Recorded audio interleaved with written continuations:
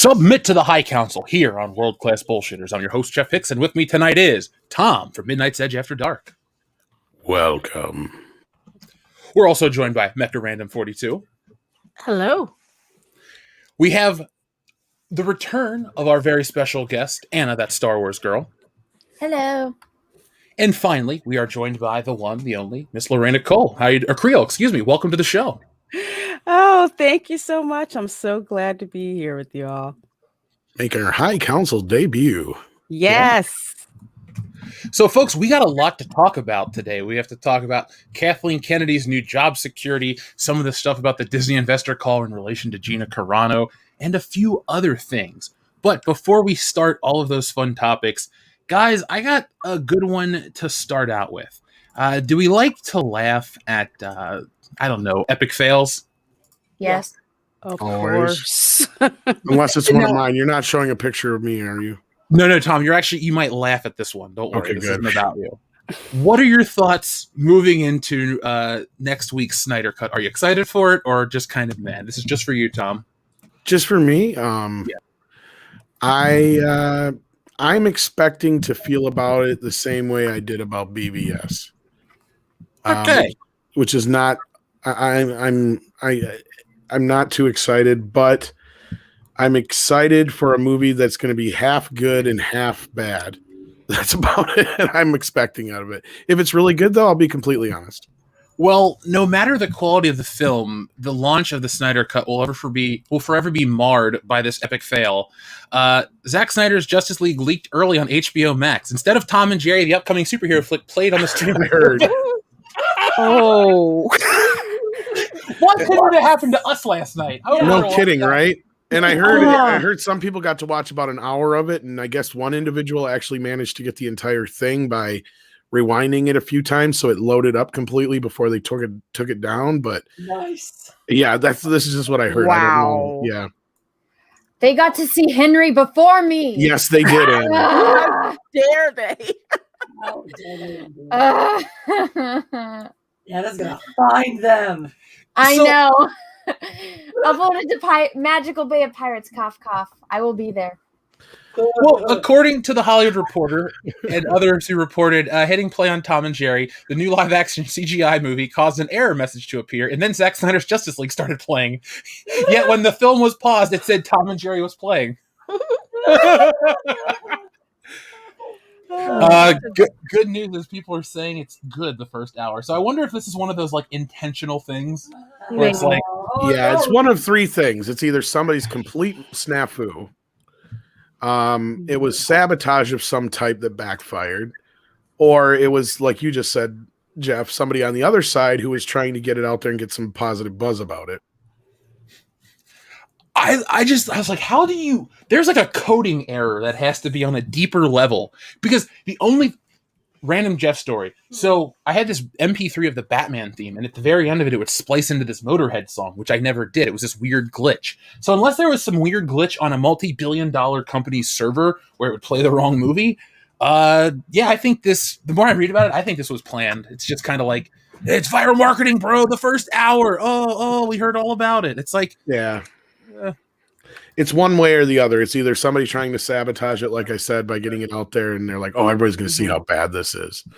Or, like you said, they're going to see how good this is. And I'm more to believe the latter, like you, Jeff, because this movie has not been getting a lot of love from Warner Brothers. It has not gotten a lot put behind it as far as advertising.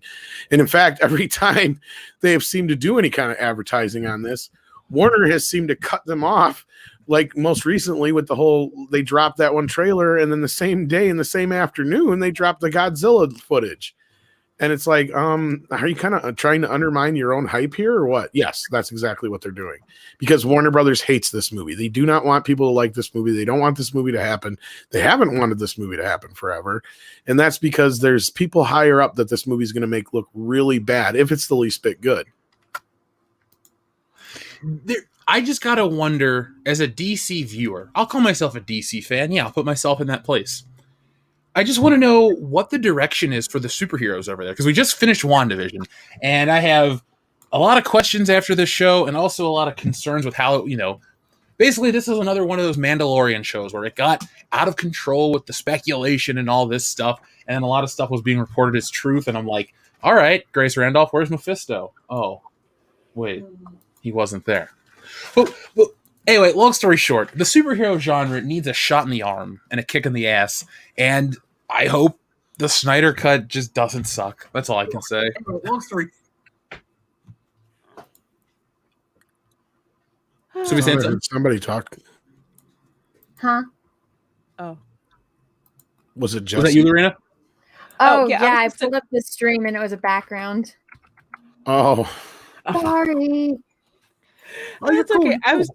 I was just gonna add, I'm not a big DC person. I'm more Marvel MCU. But I did give the Justice League a chance, and that movie for me sucked so bad. I'm hoping the Snyder cut wipes that taste out of my mouth. So I'm gonna watch it at home because I have HBO Max for free. Thanks for the hookup, AT&T. Not going to the theater to see it, but yeah, just if anything, just to please say that first cut of the Justice League was just it was just abysmal. I can't. I'm in that weird territory where I'm like, it was just fine. I can't really dump on it, but I've only watched it like twice since it's been out. You know, I have actually an unreleased video for Patreon that I filmed. Jesse, this was the first thing we ever filmed for the channel. The other guys weren't there. It was Dan and Phil filming it for me, but it's me. We were apologizing for the Justice League and all these crazy situations like that South Park episode with the Exxon Valdez. We're sorry. We're sorry. That's what we did. If I can find the file, I'll upload it. I went to like the mall and rode the escalator and shit. It's really elaborate. It was great. So yeah, a lot of people are calling the Snyder Cut a shit show. A lot of people are calling it a triumph. A lot of people are talking about it, and it doesn't seem like enough people are talking about it to make it feel like the event of the season. But like you said, I'm hoping it can wipe the taste out of my mouth from the first one, even if it's a very bland. It's like shredded wheat without the sugar on top. It's just it's got some substance. It'll get you through, but you don't want to build your entire cinematic diet on Zack Snyder films. Hey, now, I've been spreading the word pretty hardcore about Henry. My body is ready to see that like 10 minutes that he's going to be in. And everyone, when it comes out, tweet it and do, hashtag Cavill is my Superman. Something like that, just to show them that we love Henry. I want to see more Henry. Even if you hate it, just do it for me, please and thank you. Now, Anna, what? I have a question. As an artist, have you ever created Henry Cavill art in your image? Like what stuff that you would want to see Henry Cavill do? I played the fifth. I'm not commenting on that. She won't show us that shit. She knows we'll call the damn authorities on her. I'm trying my very hardest to not get a restraining order. Exactly my point. Like that's why she won't show nobody, because she knows we'll call like, hey, she needs a therapist or something. Well, look, we're just using this as a weird transition to talk about art. So, folks, last week we launched the Stealing Solo Fandom Menace edition of the campaign. That number is essentially almost doubled since last week, and we have 53 backers. Or sorry, we have 53 days left, 458 backers, and we're over 71% of the flexible goal.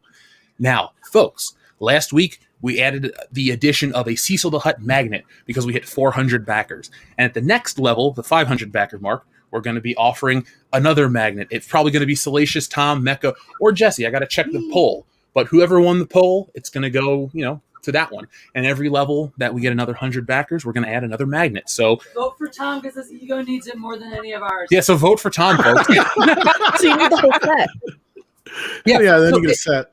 Yeah, well, every 100 backers, you'll get, whatever, and it'll get the whole set eventually. And then there's one bonus thing at the very end, a Cecil pin, but we got to get there. No, what we need is a stuffed Cecil the Hutt doll that goes, oh, oh, oh. Hello.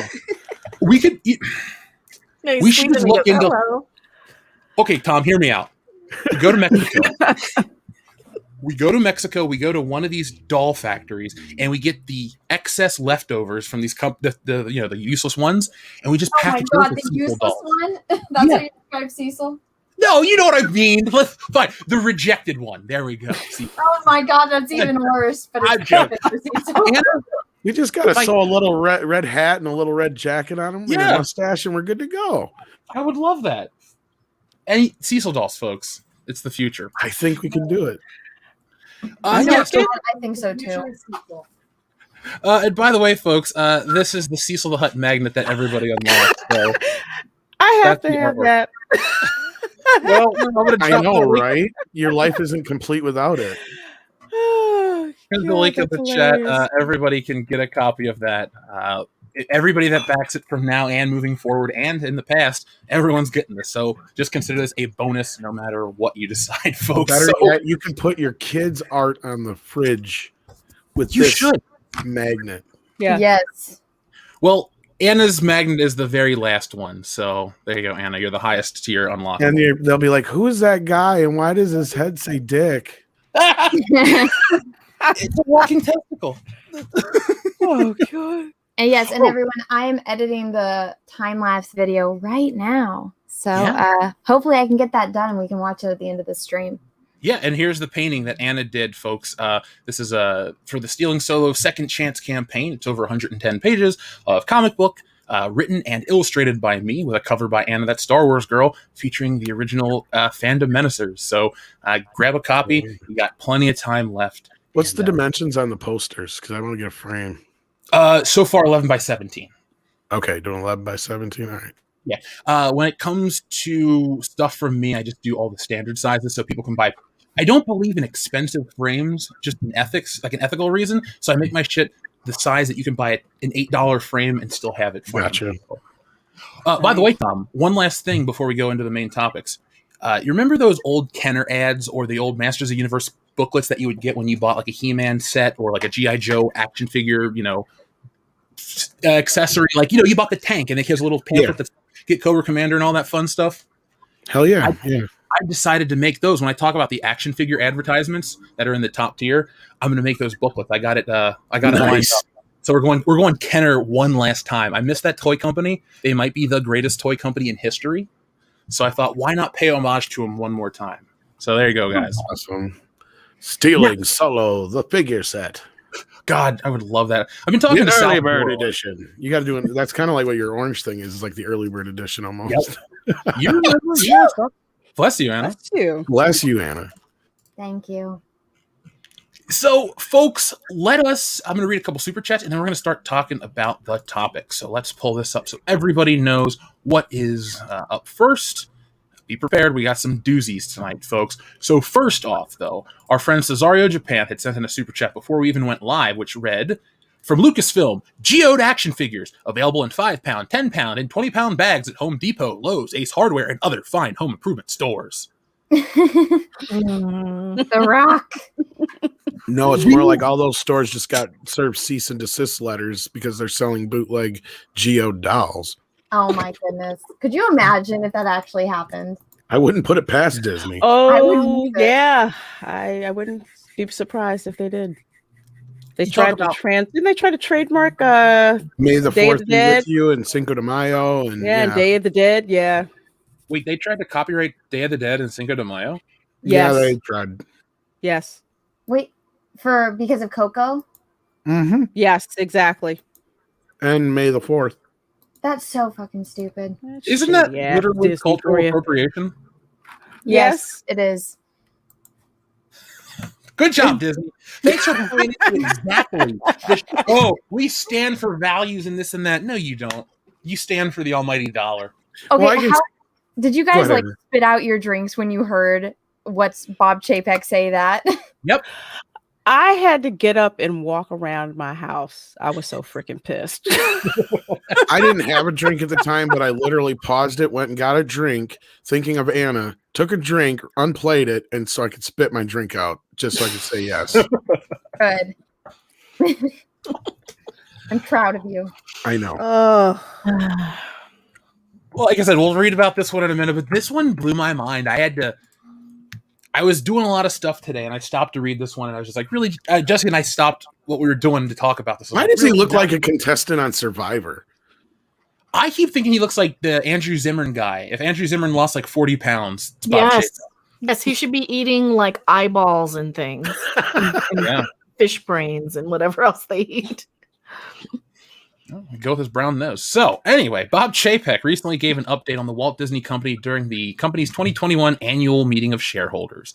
During the question and answers portion of the meeting, Chapek confirmed that Star Wars is dead and Lucasfilm will continue to be a state of the company. Actually, this is what he says.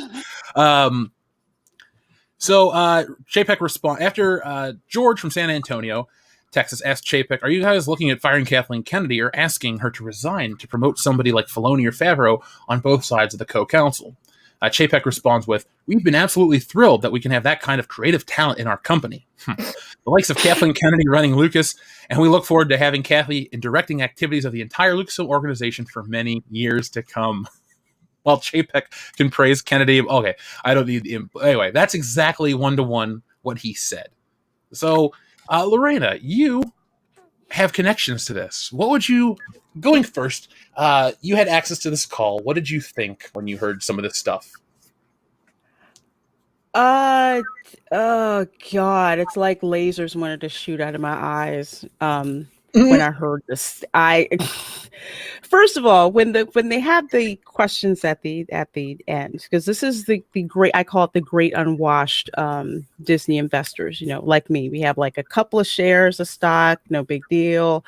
We only get to ask questions once a year at this annual stockholders meeting because that's the only one required by law that they actually have to pay attention to us. It's just freaking disingenuous. Most of the questions that people were asking were all like, "Disney, I love you. I'm glad to be in your presence." Bob Chapek, blowing smoke up his butt. And then you have two people who actually had the guts to ask really pointed questions. And the first one was with the conservative blacklist and saying how, Gina Carano was fired for basically the same thing that Pedro Pascal did, and he did not get fired.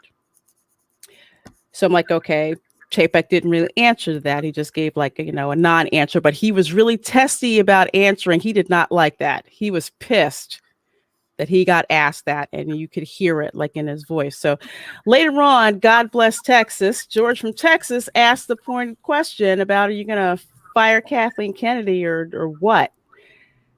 And you hear Chapek's answer, and I'm just like, it's like a freaking lie. Just like, we're not Disney. We're not a left or a right company. I'm just like, oh my God, you freaking lie. Everything that they've been doing has proven what side that they're on. If you have the right politics, you're fine. They'll leave you alone. But if you have the wrong politics, we'll get rid of you. And what they did to Gina Carano has been so visible. It's gotten on the radar of normies. So as an investor, it just really was insulting to me. It's just like, you're going to lie to my face here. Oh, yeah. And on top of that, didn't even answer the question at all about if there was a blacklist. Didn't answer that. Well, the corporate double talk has always been very obvious in all this stuff, and I get it. That's what they're trying to do. There's a layer of presentation that they want to put on for the investors.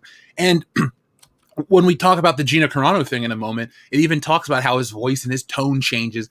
And I don't think they expected that at this level. This isn't going to go away. They thought, oh, we'll get rid of her, blah, blah, blah. People will be pissed for a couple weeks, and there you have it. But again, they keep forgetting that Star Wars is the absolute wrong community to try to pull shit and then hope the audience forgets. They're not going to get over Luke Skywalker. They're not going to get over any of this shit. Just fix it. And it's real easy to fix it. Like, you guys keep wanting to be adversarial. It's just not going to work. Now, Tom. Actually, Anna. We'll go to you. What did you think? Did you get a chance to read any of this stuff? And what did you think about? What do you think about Kathleen being around? I listened to the whole meeting. It's not even with the Star Wars stuff. They never answer any of the questions. Like, people, these are people investing, so they are expecting a return on their investment, and they're asking about India and Disney Plus and how. One question was freaking hilarious. The guy's like, so. You're going to invest in all of this, which is not going to make you a profit. So we're not going to be making a profit because, and I mean, for everyone that's listening, it's like the best equivalent I can make is when you start off a YouTube channel, you're going to be making content that's not going to make you any money because you're expecting to make money later on the line. And that's what Bob Chapek was talking about, that they're going to continue to make content for Disney Plus, even though they're not going to make any money on Disney Plus until, I think, 2026. So That was the original projection, I think. Yeah. well, that's what they talk about in the meeting, and also how they're through something Star. That's how they're getting subscribers from India, and then they have the other lady that was talking, and she's just like, oh yeah, we have absolutely no data to provide for India, and it's like, what? This is the Investor Day meeting. What do you mean you don't have those those stats? Give me a break. You've had how long to prepare for this, and you don't have at least the minimal projections for India. It just shows how unprofessional they are when you actually listen to them. But with the 2 questions that Bob was asked, I feel like I think that they were expecting something with Gina Carano, because he had his script ready. The Kathleen Kennedy one, that was just straight up, no, Kathleen Kennedy is great. We love her. She's so creative. Yes, queen, slay, hashtag the force is female. So, you can tell just the difference in his voice. Yeah, I think Mecca's right, or Anna's right, that these were like pre-programmed responses because they didn't match up with the questions. And Bob's not one who's done a lot of stuff in public before. And you can tell he's very nervous, especially when he's asked about Kathleen. I mean, we can play the 2 questions if you want right now, Jeff. We can throw them up here. And yeah, I'll play the first one and then I'll pause it. And our next question today, Mr. Chapek, comes from David Almasi from Alexandria, Virginia. Please go ahead. Hi there. It's clear that there's a new blacklist punishing conservatives in the entertainment industry. Disney Plus actors Pedro Pascal and Gina Carano tweeted similar analogies of current political events to Nazi Germany. Yet only Carano, who is considered a conservative, was fired from The Mandalorian. Regarding Disney and a blacklist, this is the way? Well, thank you for your question. Well, I don't really see Disney as characterizing itself as left-leaning or right-leaning, yet instead standing for values that are universal, values of respect, values of decency, values of integrity, and values of inclusion. And we seek to have not only how we operate, but the content that we make reflective of the rich diversity of the world that we live in. And I think that's a world that we all should live in harmony and peace. China. Mm-hmm. One word, China. Yep. How do you spell? Well, that was one of the most hypocritical answers I ever heard in my life. Yeah. Nuts. it's bullshit. Pure Bob, bullshit. It is. All I want to know is, never mind. I'm not even worried about that. But they know that people are pissed, and now that it's gotten to investor calls, you can't use the excuse it's just normies, it's just this, it's just that. These are shareholders, folks, stockholders in the company. This is the type of shit George Lucas has. He has the same certificates about what you own in the Disney company. So this isn't just a bunch of fans on the internet. Well, I mean, you could tell, the guy that asked about the Gina Carano, I mean, not to profile, but I'm pretty sure he asked that because he is a conservative. I'm just assuming that. I could be completely wrong on that, but it's obviously people that invested in Disney are going to be on both sides of it. And so when you're pissing off one side by, completely picking one side over the other with Pedro Pascal as compared to Gina Carano, when they literally said, well, they didn't say the same thing. They used a similar comparison, but Pedro's tweets were way worse than Gina's, and he got fired and she didn't, even though they're all about diversity and inclusion and believing women and yay, strong, empowered females, right? But then they fire one without even calling her. And that's one thing nobody brought up. It's they didn't even have the decency to call her. She found out she got fired through social media. They still haven't owned it.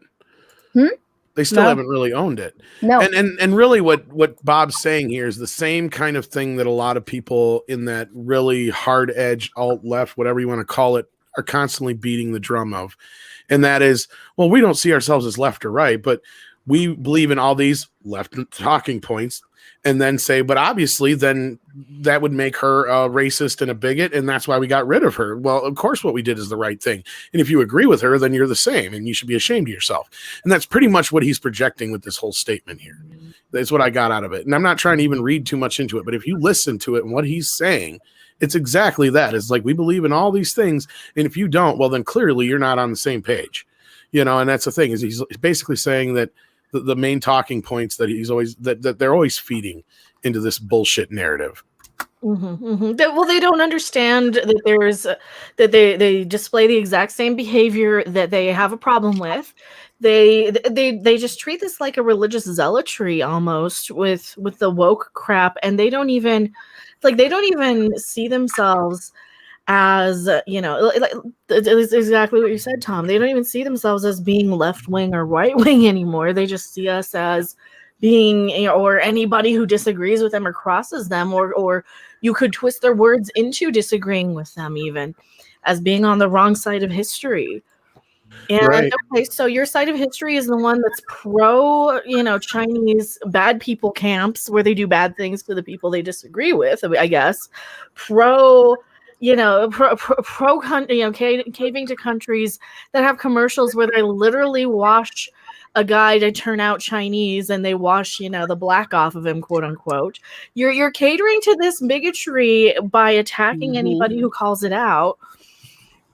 So you really, really don't understand what the crap you're doing, Disney, and or the people who are defending it. And that's why we kind of have to blink and look at it like, okay, this is this cult mentality. They don't even understand that.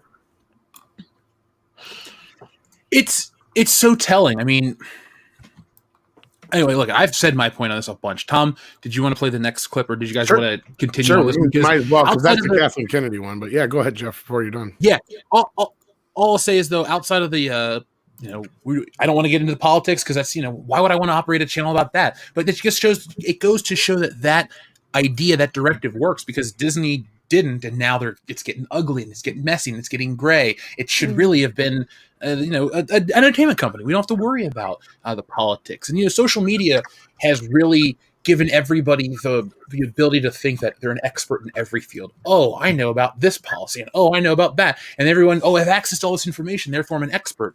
But they're not. Yeah. Yeah, and I think Mecca hit on a point, though. It's gone beyond like a politics thing. It's seen more as a religion, and that's the scary aspect. But I digress. Let's get into the Kathleen Kennedy question here. Thank you for your question. Next question, please. Thank you, sir. Our next question today comes from George Gazelle out of San Antonio, Texas. Please go. Greetings and salutations. Are you guys looking at firing Kathleen Kennedy or asking her to resign and promote somebody like Filoni or Favreau or both as a co-counsel? Thank you for your question, George. We've been absolutely thrilled that we can have the kind of creative talent in our company, the likes of Kathy Kennedy to run Lucas. And we look forward to having Kathy directing the activities of the entire Lucasfilm organization for many years to come. Thank you for your question. Next question, please. He's answering like that somebody threatened to kill his puppy.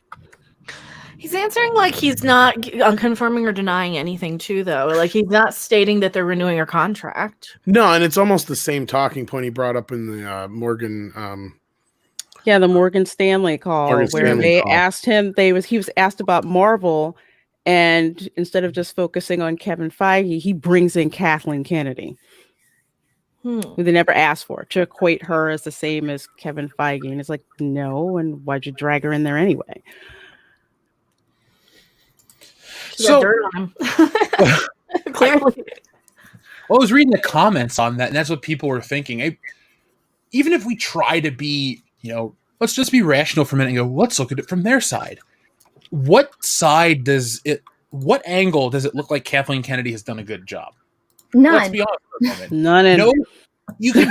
I don't know what Kevin Feige, his personal politics. I don't know what his beliefs are. I mean, you can figure it out by some of the stuff he says, but overall, he doesn't put it in your face like how Lucasfilm does. Some of the Marvel actors do whatever, but hey, whatever. You go to these movies, though, if you track the Avengers, it's almost an upward slope. Everything with Star Wars is a downward slope. And the one time you have something that has so much interest that the world kind of stops when Luke Skywalker pops up, and then you shoot yourself in the foot by ruining it.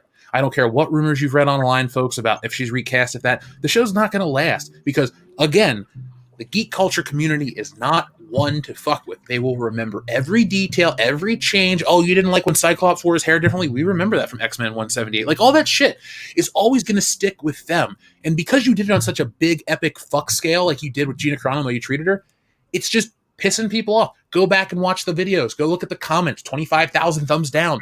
This isn't just going to go away. So the fact that you want to say, oh, she's done a great job right now in the middle of it, you look like an asshole. Well, I think it proves the points we've been saying for so long is that they're going to keep getting behind her because of the optics of it, who she is. And again, I kind of keep reminding people she is arguably the most powerful person in Hollywood, if not definitely the most powerful woman in Hollywood. Like, there's hardly anybody and I've even pointed out she's probably more powerful now than Spielberg, simply because he's knocked down a peg or two because he's a white male. Tom, I was listening to you guys on Midnight's Edge while I was editing my video on this actually, and I was hearing you say that they're going to set her up like a victim. I think they're going to use those two calls to say that right-wing trolls infiltrated our investor meeting. They're going to play the victim, and they're going to use this against the fans again and say, "Oh, they infiltrated our investor meeting. Look at what happened with the stocks with GameStop." You know, they're going to go and label the fans again. They're going to blame the fans. That's why he answered it in the way that brought politics into it. That's why they answered in a way when nobody asked about politics. They said, is there a blacklisting of some actors in Hollywood? He didn't ask that question. And this is exactly what they did with Gina Carano's tweet. They throw in right wing, they throw in conservative, they throw in political affiliations. Every freaking time they're putting words in everybody's mouths. And I think that's what's going to be the articles next week. They're going to drip this thing out just so that they can write articles on next week's news cycle to blame us then. And so they can last a little bit longer just to deflect the blame again, because they know they're losing money. They know people are unhappy, but their little religion declares us as the bad guys. So it can't possibly be that Kathy did a bad job. No, we're clearly to fault because we are labeled as disagreeing with them in their minds. And I'm sure half the people who are upset with Kathleen Kennedy are not even of that political affiliation. Not that it even matters. So yeah, and that's where I said earlier, I think it's gone a little, they're trying to even paint it as not a political thing for a reason. For that very reason. Yeah. And that's just it. And it's a simple matter of, and you're right, Mecca. It's okay. You have a red balloon. A certain person says I like red balloon. Well, other person doesn't like that person. So they say automatically, oh, red balloon bad, meaning that person bad. And that's exactly the mentality that they're using here. It's the old, Frederick Wortham thing, like back with the comic books that Stan Lee stood up and said, now, wait a minute, this is bullshit. You can't just sit here and say just because kids are in juvie, it's because of comic books. Yeah, kids in juvie read comic books, but they also drink milk too. So you're going to say that's what the problem is here? It's yes, because milk is gross, Tom. I know it is, Anna, and I'm not going to disagree with you. I'm not a fan of milk that much, but no, my point being though is it's this real like convoluted way of saying said thing is bad. How can I get rid of person by associating with said bad thing? And even and they're coming after Henry for the specific reason. And Anna, you know exactly what I'm talking about. Just because he dated her how many years ago? How is that even a? He's a straight white male that is perfect in every way, which makes him a target. Exactly, and that's the thing, and it's getting really kind of freaky. And I've gotten a lot of messages, and I can't exactly say where they're from. I can just say that they're from people inside of either Disney or Lucasfilm, and they're all scared. They don't agree with this shit. They feel like this was kind of like a final straw. They're afraid to speak up. They're saying that people need to speak out, but it has to be, people that are higher up that can weather the storm, and people within the LGBTQ and non-white straight community. They all have to start speaking up or nothing is going to change. That's what I keep hearing from the inside. But a lot of people are fearing for their jobs, almost for their lives in some respects. And I'm not saying it like, somebody's going to go after them, but I mean, like, if they lose their job, they can't feed their kids, they might lose their house, all these things are real for people that are not, million or billionaires when it comes to making these things work. And I'm not calling out Favreau or anything like that, but I'm curious what his next move is going to be after this. And I'm sure he's trying to figure that out. Dude, what I'm going to guess is he's going to go make his Book of Boba Fett show, and then people are going to just start leaving Star Wars. Now, Remember, all this stuff has happened since that season had dropped, since the season had been filmed and all this stuff. Have they shot anything new for Star Wars since Gina Carano's been fired? And I don't just mean the Mandalorian. Just Boba Fett. Okay. Oh, and Casio keyboard, but nobody cares about that. I don't think Gina Carano, I don't think Filoni and Favreau will ever say anything about Gina Carano if they ever, moving forward, because they're going to be making more Star Wars stuff. I think they'll be around for a while, but fan interest, if it continues to wane, remember, there's a limit that they're going to do. Like, if you cross a line with Star Wars not performing, they're not going to pump in, oh, guys, we have Disney Plus, we can put in $70 million to make a Cassian Andor show to get everyone back on board. No. What's happening is you've had a series of bad decisions, lazy decisions, easy decisions, just bad creative decisions. And now you're in a situation where you have to prove your value because Disney has stepped into an arena where they're not the king yet. And I don't think they can be the king. Disney Plus, I know it has a bunch of subscribers. I'm not going to sit and try to convince people why all these subscribers are hollow numbers. I'm not stupid. Numbers don't lie. But we do know there are a lot of people that get that shit for free. So, yes, there may be 94 million plus Disney Plus subscribers, but how many are paying customers? I had it that year for free. I use it from somebody else. Where do these numbers come into? Shared accounts, this, that, and the other. But the point I'm trying to get at is you don't have an infinite well of money. Well, Lorena, correct me if I'm wrong on this. They've only had a 5% growth in the last quarter, which is bullshit numbers. Because according to them, in the last quarter of last year, they had 94 million or 95 million subscribers. In this last bit here, they had reported 100 million subscribers. That's only a 5% growth in a quarter. That's junk. That tells me they lost a lot of subscribers from the whole Gina Carano thing. Wow. They should be in the 120, 130 million range right now. Yeah, but the thing is, it's like they don't have enough content to keep it growing at such a fast rate. It's like they're not Netflix, they're not Hulu. I mean, I have Disney Plus, but I get it for the grand sum total of $0.01 because I have it bundled in with Hulu, which I use all the time. But their growth, the majority of their growth that they're getting is from that Hotstar service over in India, and they just expanded into Latin America. So they have the Star service, which is like, I guess, the 18 over content, which you can get as well, but that's only outside of the US. You can't get that in the States. So they're growing overseas, but they're not growing here. But even though they're still not growing by enough, no way. There's no way they can even be in the leagues of, say, Hulu or Netflix. Well, and I think they had 75 million the quarter before that, if I'm not mistaken. Yeah. So they grew that much between those two quarters, but had like zero growth basically between this quarter and last. That tells me that they eroded whatever they gained. Yeah, it flattened out. Yeah. So the Gina Carano thing showed exactly what Andre and I were saying in all the reports, was that they were trying to convince the higher ups that you're going to lose all these customers, but that's okay because these aren't the customers you want anyway, because you're going to gain these tons and tons and tons of new customers that felt threatened by Gina Carano, and we're now going to come on board of The Mandalorian because of this. Now, when they notice that number isn't changed, the next course of action, we already know what it is. We already set it up and told you what it's going to be. If they're going to go after Ahsoka next. And then it's just going to keep going down the line, so they can keep blaming other people and other things for their failures. We've already seen them push The Mandalorian back. This is something that not too many people have been bringing up. Remember when Mandalorian was supposed to be the next in line? I think a lot of this was just so Kathy could do exactly what Andre said. Make Favreau look bad and say, look, see, he's got problems over on his side. That's why you need to push Obi-Wan up, because that's going to save Star Wars right now. That's what's filming right after Boba Fett, by the way, that nobody has said so far.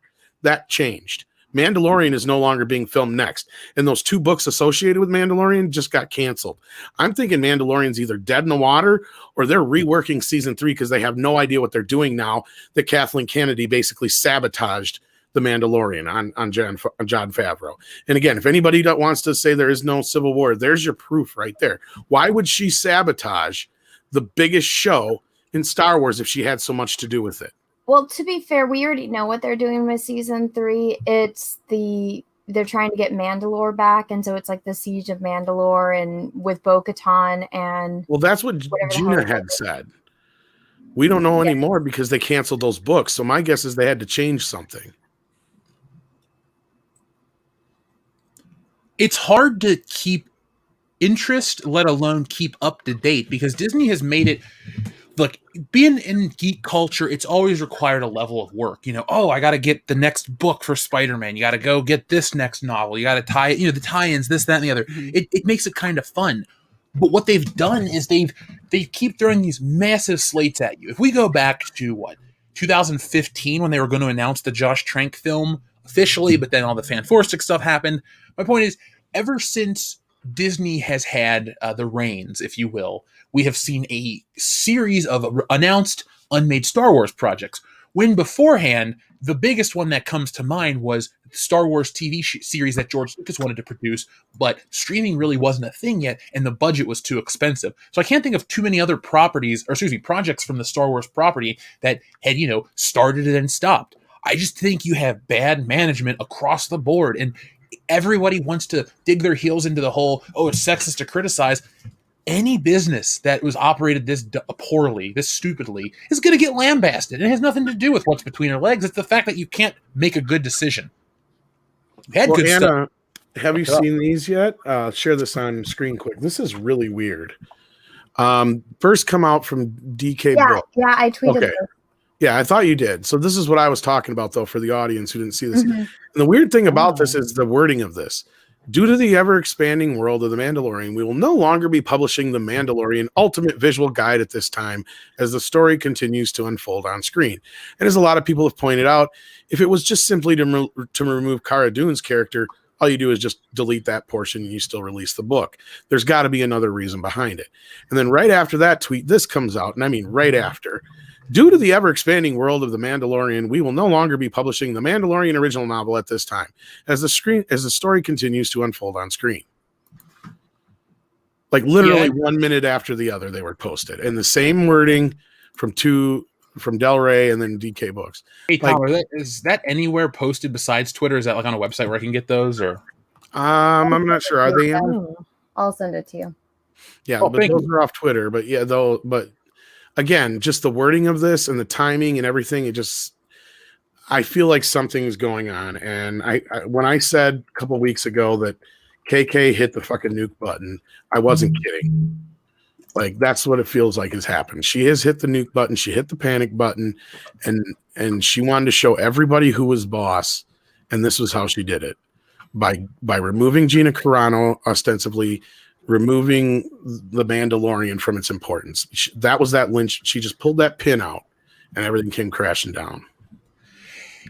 This leads into our next topic in a minute, but this woman, vindictive is not a good word to describe. I don't know what a strong enough word. Lorena, what word would you describe to describe Kathleen Kennedy's job performance for Star Wars? We're going to do everybody on the panel today. Folks in the chat, you can give us your opinion too. Just a word or a sentence to describe her managerial success with the brand. Just heinous. I mean, it's just it's like she fails. I can't picture somebody failing that bad at a job like this, screwing up Star Wars as bad as she has. Yeah, it's heinous and calculated. Sheer fucking hubris. All right, good one. Mecca, what about you? Oh man, now I got to top that. Thanks, Tom. Sorry. No, it's how I don't even think Kathy's doing, like, I have no idea if she's doing it on purpose or if she's just doing that out of spite for us being mean to George Lucas when the prequels came out. Maybe, I don't know. Maybe it's out of revenge. That would be so weird if she wanted to take up a crusade for him. If that was the case, I think she would have fought for his vision. Well, yeah, you'd think so. Mm-hmm. Yeah. Just trying to see the good in it, burn it all down. Well, and Doomcock did do a report earlier that he wasn't even so sure about, where, this whole thing, like, where KK didn't intend to set out to destroy Star Wars, which is true. I agree with that part. But the part that just got weird was just like, she should have known that sooner or later injecting all this crap into Star Wars was going to destroy it. And her narcissistic inability to see that just goes beyond me. I mean, to where my favorite saying that Andre likes to say is, she's done so much that only makes sense to nobody but herself. You know what I mean? And you got to sit there and try and put yourself through these gymnastic hoops to understand that. But all you got to do is really listen to one of her interviews or read one of her interviews, and you can clearly tell that this woman is not of this earth. She does not understand how people work. She's an airhead. She's good at talking billionaires out of money to invest in her company. She's good at schmoozing, but she's kind of an airhead. And these people, like a lot of these people in Hollywood, start believing their own lies. They start believing their own bullshit. They start believing, oh, well, they are just a bunch of sexists. Who cares if they're here? You know, we don't need their money anymore. We'll get money from China. We'll get money from the new fans. Fuck these old fans. You know, who cares about Tatooine? We'll just focus on all these new fans that aren't here yet. And I kind of agree with Mecca. When I did live in California for a while, when I lived in LA, the group of people, it's totally different. It's like you're all focused on your own group. Everyone's telling you all the things that you want to hear, and it's like a bubble. And they just believe what's going on in that bubble and can't see like what else is going out in there. Like flyover country doesn't matter. It's just your bubble. This is great. This is how we're going to do it. This is how we're going to stick with it. And if it burns down, it burns down. Yeah. It's the strangest kind of thinking. I'd never seen that type of thinking till I moved it's kind to of LA. a snake feeding on its own tail, I would say. Mm-hmm. Yes, exactly. You have the inside groupies, you know, spouting off nonsense constantly, and then you have the Twitters doing the same thing, so it's feeding into itself, and then you have people convincing others that yes, this is what the audience wants, this is the real audience, these are the Twitter kids, these are the ones that are upcoming, these are the ones that you're going to bring in, you know, the whole idea of like, you know, hook them while they're young kind of thing. I get that's what she's trying to do, but it ain't working. And what they're trying to do with it is trying to reach the youngs through these politics, and that's the first mistake. Because first of all, most of these kids that are spouting this shit don't even understand half of it. And then the other half of them, they don't buy anything. They don't invest in any of this shit. They have no attachment to Star Wars, and nor will they ever. And that's what she's hoping for.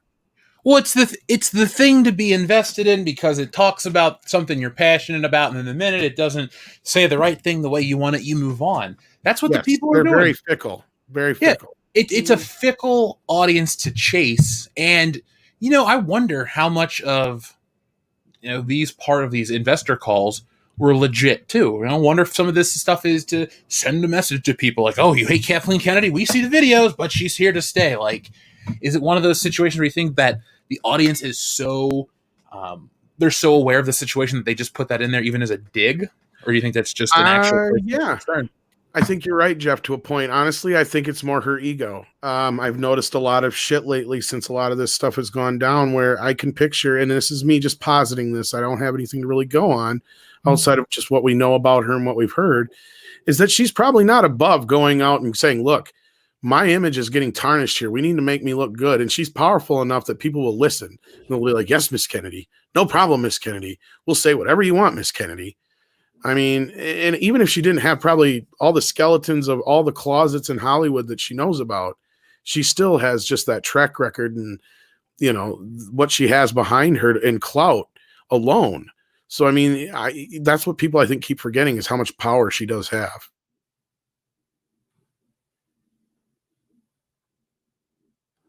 I mean, we've had a lot of people we've interviewed where they don't agree with her, but they won't say shit in public about her.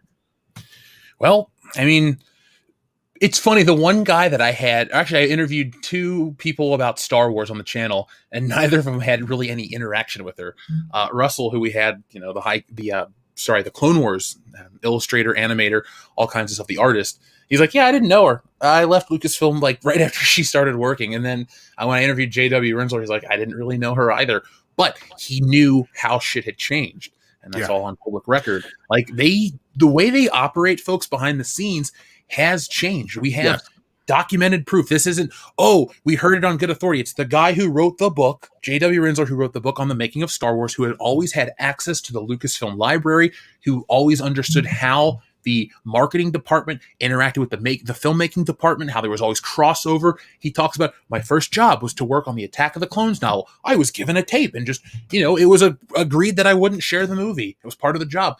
This mystery box shit was brought in later with J.J. Abrams. And that's why I think Kathleen Kennedy got duped, because there are a lot of people that say, look, I look at her like this. She's good at her business aspect, money, investments, all that stuff that she brings to the table as an executive producer. Cool. You're on some movies I like. You're on some movies I don't like. Stay there. The lady got a new job. It's like if my mom started working as a mechanic. She doesn't know shit. She can fill up a car with gas and drive it, but she's not. That's a good analogy, though.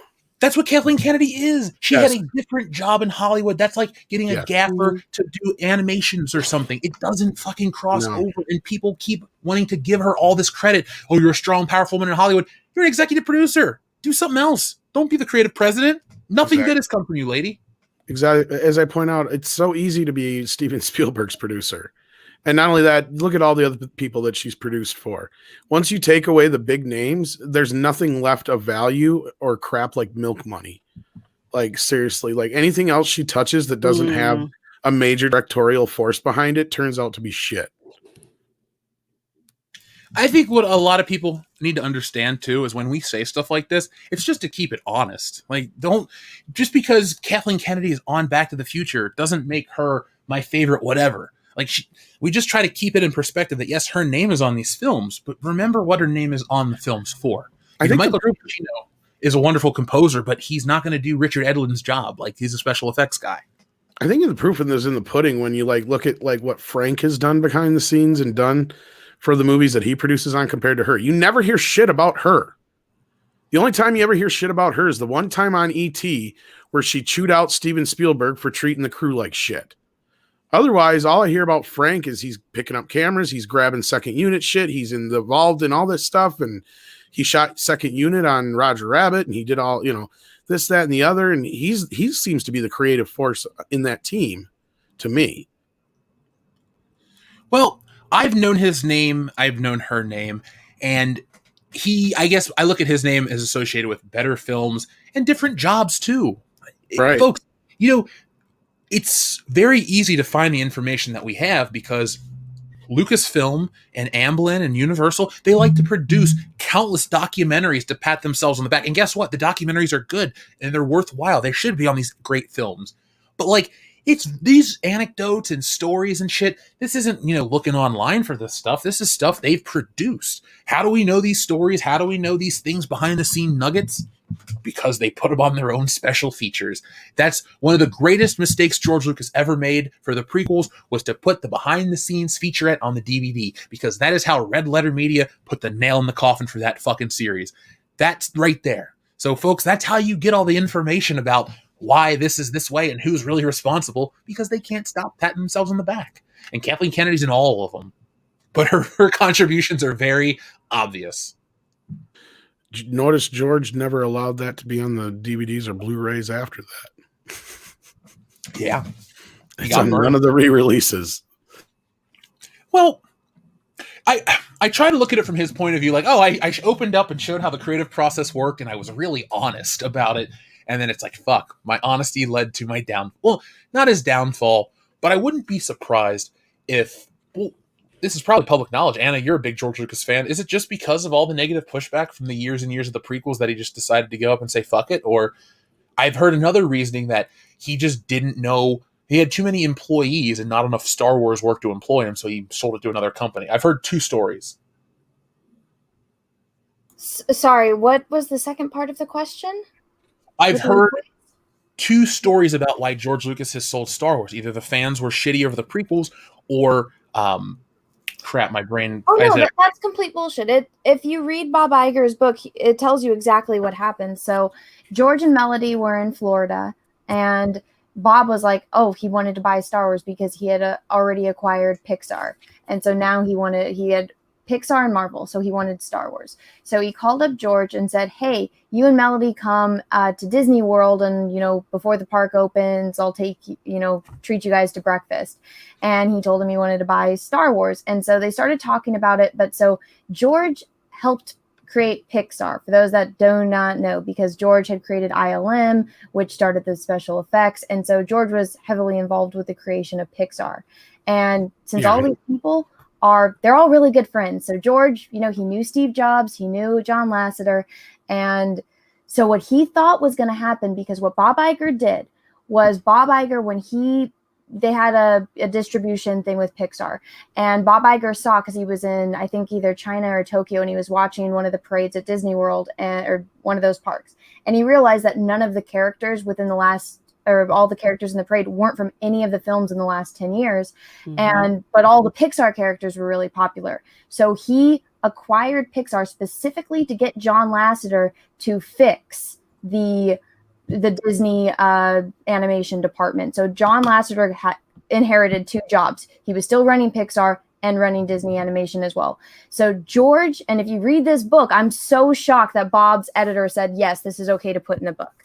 So what happened was George, the way he pitched it to him was like, oh yeah, I took over Pixar, John, it's completely fine. So the way that he got George to start negotiations was that George thought he was going to get the Pixar deal. So he thought that Bob and Disney were going to buy Lucasfilm, and he was just going to have complete creative freedom to do whatever he wanted, because his company wasn't making the money that it used to employ everyone and to keep, LucasArts, Skywalker Sound. It wasn't making the money to keep all of these things open and to do all the projects that George wanted to do. Halfway through negotiations, Bob and George were butting heads on things, because George wanted at least $7 billion, because that's what Marvel got when, they acquired Marvel. And Bob's like, what the hell? I'm not giving you $7 billion. Kevin Feige's got all these things in the works. I'm not giving you that. So the price kept going lower and lower, and George was getting angrier and angrier, because he's fucking smart. He knows that Star Wars is worth more than $7 billion when you have the right person creating things. And he's thinking, you're getting all of these EU things, you're getting all the films and my sequel trilogy that I have a treatment for. You're going to get so much. And Bob's like, no, you actually aren't bringing anything into the table. When I bought Pixar had 10 films in the works. Kevin Feige has this plan for Marvel. I'm not giving you $7 billion. So that's why the number went farther and farther down. George was getting irritated. Bob was getting irritated. You got 2 super egos clashing. Yeah. And then finally, Bob realized, George thinks he's getting the John Lasseter deal. And he's like, no, I'm not spending $4.5 billion to buy Star Wars and Lucasfilm. And I'm not going to leave you in charge of it. And they were too far into negotiations that if George were to pull out, because he wanted to, and then Bob Iger threatened him with, if you pull out right now, because of how far we've been into negotiations, it's going to cost you $500 million to pull out of this deal, and you'll lose everything. So either sell Star Wars to us, get the $4 billion, and everyone in gets to keep their jobs, or pull out and lose everything and everyone loses their job. So that's why George looks like he lost his soul right here, because he literally got cheated out of Star Wars. Yeah, and at the time, we had heard a similar story, but I didn't exactly understand it. But after the book came out, I did. And that's pretty much what happened. And there's a bit more of a history to it, too, and it's even brought up in the book as well, is George and Bob did have a very good relationship for many, many years. And George had thought about selling Star Wars to Disney a couple times prior to this. But I don't think George had realized, like Anna was just saying, that not only had the company changed, but Bob had changed, and things just weren't the way they used to be. Because when he was thinking of selling it, it was still Michael Eisner. And Michael Eisner is completely different than Bob Iger. Bob Iger even talks about it in his book, that when he got there, everyone was like, it was kind of known, if you're working for Disney, you're a Disney fan, so you would wear like Mickey Mouse ties or things. Look, Bob Iger's not wearing a tie. He actually does that, and it mentions it in the book. He does that because he didn't want everyone. It's like a cult, the way that Bob Iger was when he came in. It's like, oh yeah, you might love these things, and you might, believe in the company. You might like sell your soul to this company because you love these IPs and these characters and stuff. But that's not what it's about. But that's how Bob gets you, is he gets you with the love of these characters and these franchises, but he doesn't give 2 fucking shits about Mickey Mouse. He doesn't care about any of the characters. No. He just sees it all as, this is how much money I'm going to make. And that's exactly what he says when he came in, because he came from ABC and he didn't care about any of this. He just cares about how to make money. Well, if you guys read this book, it is so eye-opening. And the thing that really pissed me off was when Steve Jobs was still alive, and, you know, Steve Jobs and Bob, you know, they were on talking terms, and Steve calls him and says, hey, I just took my kids to go see Iron Man 2. That movie fucking sucked. And Bob Iger's response was, well, it made over $23 million, so I don't care. Yeah. No, but what I meant was, like he had a relationship with Bob when he was at ABC, and Bob was really everyone knows each other in this town. Yeah, and it was like one of those things where you can totally see where George got taken for a ride, was what I was trying to say. And like even back when, like you said, when Eisner was still in charge of Disney, he had anticipated or thought about anyway selling Star Wars back then, and then he's like, well, I'm not going to sell Star Wars, but maybe Disney can release the prequels. But what happened was Fox gave him a sweeter deal by giving him more rights back to the original Star Wars. So that's the direction he went. Otherwise, the prequels would have been released by Disney. You can go back and look. This is on record. There was a point where he was seriously thinking about releasing the prequels through Disney. I couldn't imagine that. I mean, wow. Well, it was 1999 Disney, and that's he had a great relationship with Eisner and all those guys. Yeah. He's got the Star Tours right at Disneyland. George is always, and I mean, George grew up with this kind of stuff. It's not like he hates Disney or ever hated Disney. George adores Disney. Yeah, he had a working relationship with them. I mean, he's got 3 kids, or 4 now, but at the time he had 3 kids. I'm sure that they all loved Mickey Mouse and stuff like that. And I mean, you can go see pictures of like him taking Everest to Disneyland with his wife. And so it's not that he was at Disneyland opening day. Yeah. As a kid. And not only that, like you were just saying, Anna, like he was really on board with Star Tours and all this stuff. He liked what Disney did he even basically modeled himself after Walt Disney, if you look at it. He had this fucking I'm going to do it myself mentality. And that's what Disney did. By hook or by crook? Yeah, by hook or by crook. And he did it all by himself. And if you look at how he built Lucasfilm, it's almost pretty much what Disney did to build Disney in the company itself. The only thing George never got to was a theme park, basically.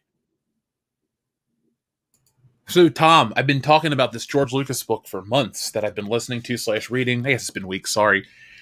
But it's so weird to hear how George Lucas saw Star Wars, though, when he was making it. You know, he saw Star Wars as a means to an end, to make the Lucasfilm Ranch be this utopia for filmmakers where they come, hang out. It was like this collective that he wanted to put money behind. It's what became his ranch, where he, does all the post-production and all that stuff. But even when he was making Star Wars, he was like, it was just a means to an end. And then hearing about, basically what I'm trying to get at is, he was so quick to want to get through it.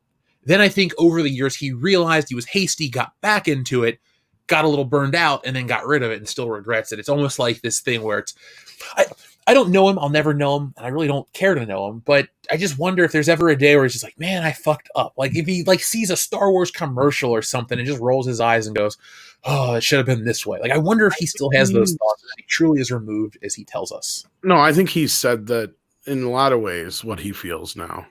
I mean, come on. The first thing he said was, I felt like I just sold my babies to white slavers. Mm-hmm. Oh, yeah. That was rough.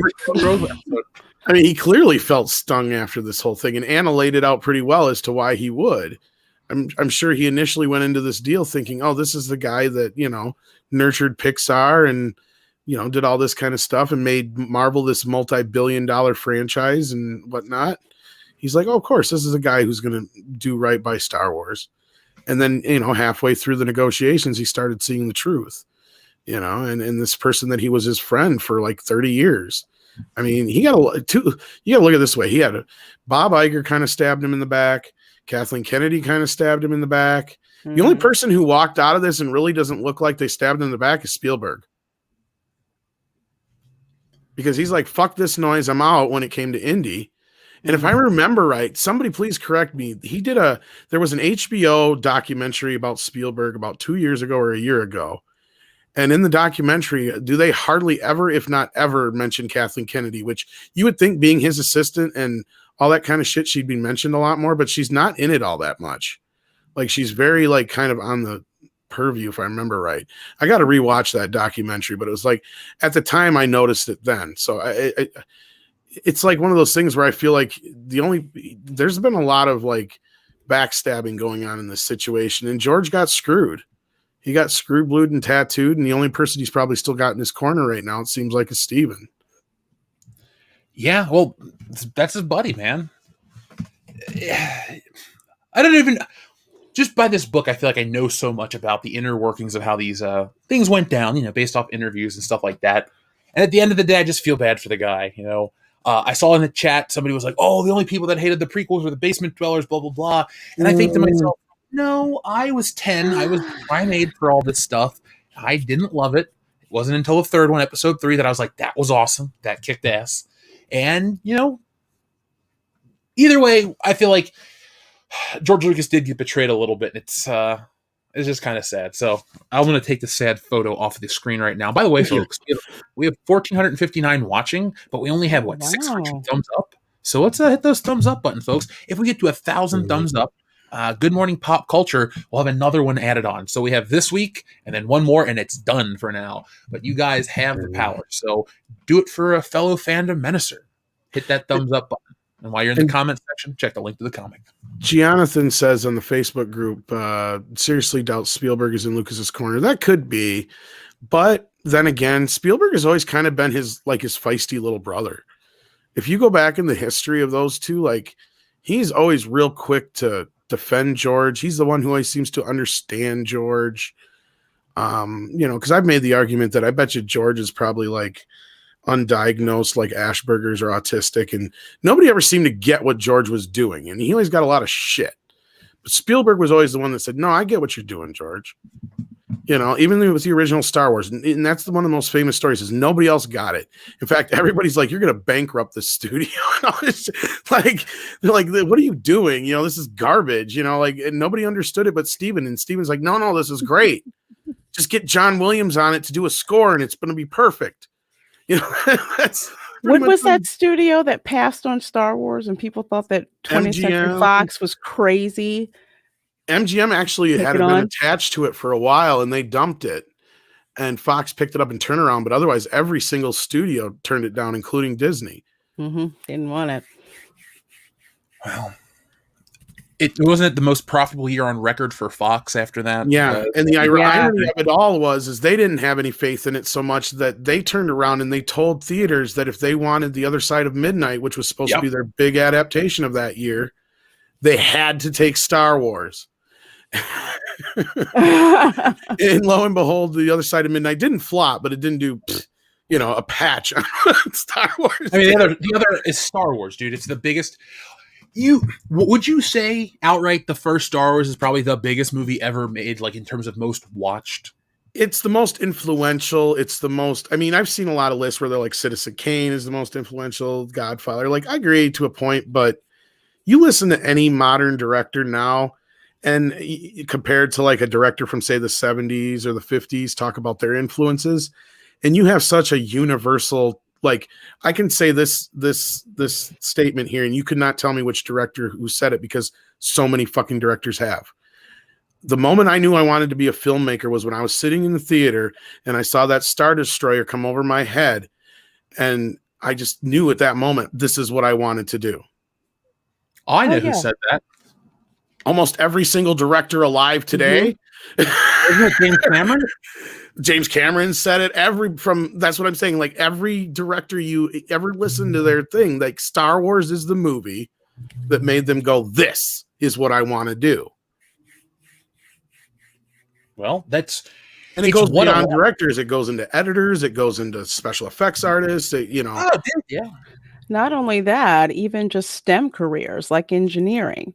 People are like, I didn't think I was going to get into that until I freaking saw Star Wars. And to this day, even in a lot of IT fields, we have a lot of dummy servers and stuff like that. And you need data. We're using a bunch of stuff from Star Wars.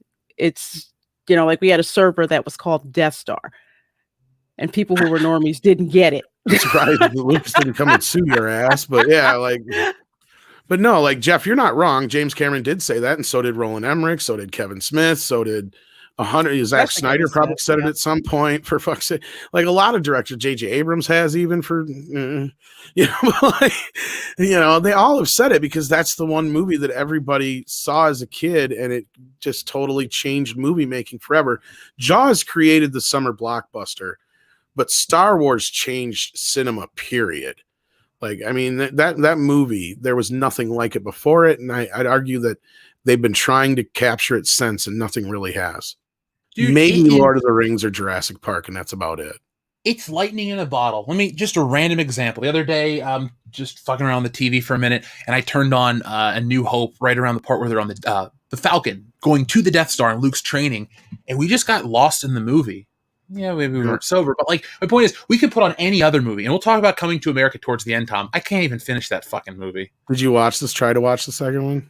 That's what I'm talking about. I couldn't finish it. Oh man, I'm sorry. Much I disliked it. I'm so sorry, dude. Yeah, well, I'll get into that towards the end of the show. I also turned off the movie Midsummer, not because it sucked, but because I was eating pasta, and when the lady's face fell off, I just wanted to puke. So anyway, that's another story. I was hoping you were going to like it. I really was. I wanted to too, man. And Eddie Murphy's not the problem. It's a lot of other shit. Well, there is an issue with his character, but we'll get into that. Yeah. Now, I'd like to check in with the audience because a lot of people have been waiting very patiently. So, let's go back and read our second super chat. I was like, we're going to read them. And we read one. We've only gotten through one. I'm so sorry. Dude, look at the audience. But that person got their money's worth.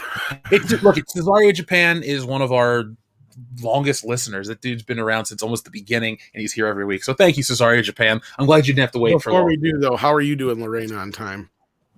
I'm doing good. Okay. Good. I have like another 30 minutes. Thanks.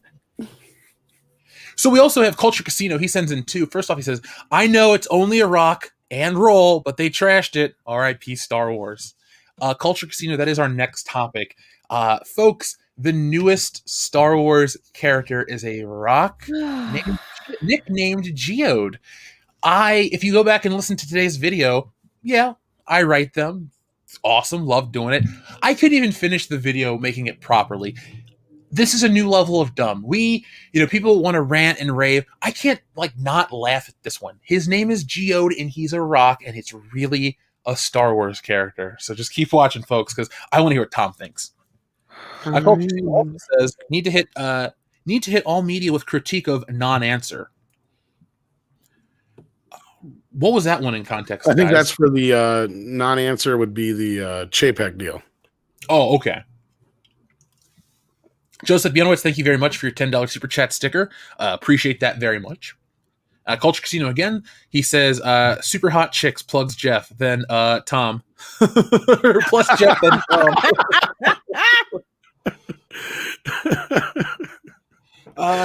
Primer says, it's safe to say that Star Wars is stone cold dead. Womp, womp, womp, sadly, yes, it is. And Geode, a freaking gravestone. I listened to the Pokey Rap after Geode was announced because of Geodude, and I realized we have come a long way since Pokemon. I actually had a revelation. There's a theme to that show, and I think the reason it caught on is it's all about being the best, being a master, ruling everything. So it's like a power fantasy for kids. It's a weird way to get you to obsessively collect little expensive plastic toys. It was genius. Mm-hmm. Also, we have Wesley Snipes, who says, what's your favorite cheese? A nice Gruyere. That's my favorite cheese. Any favorite cheeses, folks? Anna? Havarti makes the best grilled cheese sandwiches. Ooh. Do they make a dirt flavored cheese for Anna? Yeah. They sell it at every Burger King. Oh man! Ouch. Did you guys see? Did you see Burger King post about International Women's Day? Yeah, I retweeted it. My first response was, "Why do you need somebody to teach you how to make a decent burger? Please, don't leave yourself open to that when you're Burger King." Sorry, I didn't touch it because I could say a few things because I actually used to be a manager for Burger King. I'm glad you're not anymore, Tom. I am too. Oh, that was a fucking joke and a half, but. Dude, yeah, I wanted to jump on that tweet, but I'm like, nope, I'm not going to say anything. I used to work in fast food. I remember the nightmares. Yeah.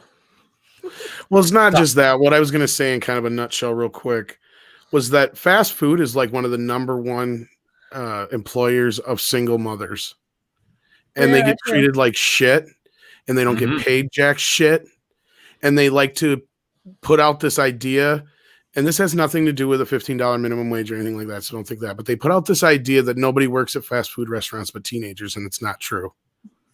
And the people that work the most there and put in the most hours are primarily single mothers who can't get, a job where they can get a babysitter at certain times and things like that. So for Burger King to post that was a little fucking tone deaf. All right, I'm gonna say it. it was really fucking stupid of them. Well, the whole point of it was, though, that it was like a viral tweet just to kind of poke at Twitter, just to get people to respond so that they could advertise this scholarship program for females to go to culinary school, to become chefs. They could have done it a much better way. Yeah, which is a great thing. That's a great thing. But don't tweet out something just super insulting like that with no context. I mean, if they would have said something like "women belong in the kitchen," ... the executive kitchen, and they had like say the kitchen from the Bellagio or something like that. And that's I'll tell you what, what would have been a better tweet? They belong in a better kitchen than the one at Burger King. Yeah, there you go. I'm glad you said what you said. My mom was a fast food manager for many years. That is a thankless, shitty job. It is. And you know what? I've seen a lot of women like your mom come crying to me, man. I don't even want I lasted 2 months at Taco Bell. I just couldn't do it. Whatchamacallit? What's the fucking word I'm thinking about? Anyway, she dealt with a lot of shit, and I worked with her as as one of her employees too. I think maybe one day I'm going to piece together a little comic about working in fast food. Or Tom, you and I should just... it's one of the worst fucking things ever. Horrible. I would wash dishes in the middle of the night just to get away from the freaking drive-thru. So the drive-thru is supposed to be 3 people. They're like, do it all by yourself. Do all the filling and the orders and the cash and the drinks and everything yourself. No, how about not? I'm glad we're all free from it. Yeah, and I mean, like I said, I didn't want to go too far into that, but it just bothers me when they do stupid shit like that. I'm glad to see that they're giving a scholarship, but I don't think it helped their image any. No. By the way, folks, you guys really do care about each other, because I said, hey, if we get enough thumbs up, we can get a Good Morning Pop Culture. We're only 69 away, so hit that like button 69 more times, that magic number. And then there'll be another Good Morning Pop Culture. And folks, those take place on Friday mornings at 10 a.m. Pacific time. It'll be morning somewhere, mainly where I am.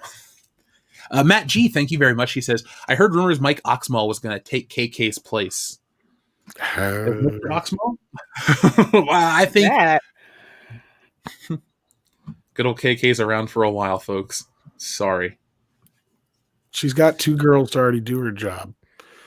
Michelle Redjuan and Leslie Momita Zagumta is the other girl's name. Well, good for those ladies. I hope you have nothing but a successful career. Just don't fuck up Star Wars. They'll take a bullet or 2 for her, but hey, whatever happens first. Well, folks, we did it. We passed the 1,000 thumbs up. We're at 1,003. So thank you very much. Now, Eddie Max Vandor. He says, Turner Classic Movies on HBO Max. Gotta say, Doris Day was a hottie tootsie. That's all. Continue. Oh, I love Turner Classic.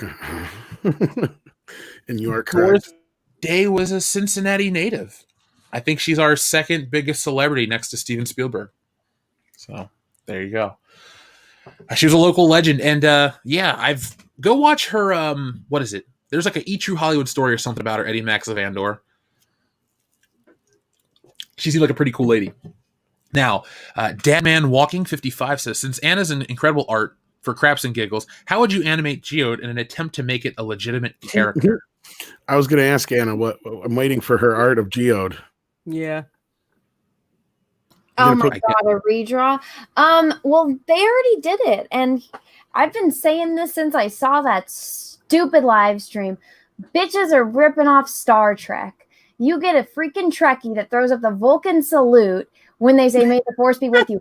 She's ripped off the fucking Borg, and now their Borg plant Sith root bullshit that all connected with one mind that aren't the same as the rest of humanity. I'm like, oh, so the fucking Borg, you just made the Borg plants. And oh yeah, guess what? They run into them on a space station. I'm like, literally, you're describing the episode where we meet the Borg in Star Trek: The Next Generation with Q. And now they have a rock, and it's like, so the Horta from Devil in the Dark. Really? Yeah. They're just ripping off Star Trek. So the way to animate a rock, go watch Star Trek. I want you to do one with googly eyes. No. And what we got here is the next in the line. This is Boo Boo the Bush.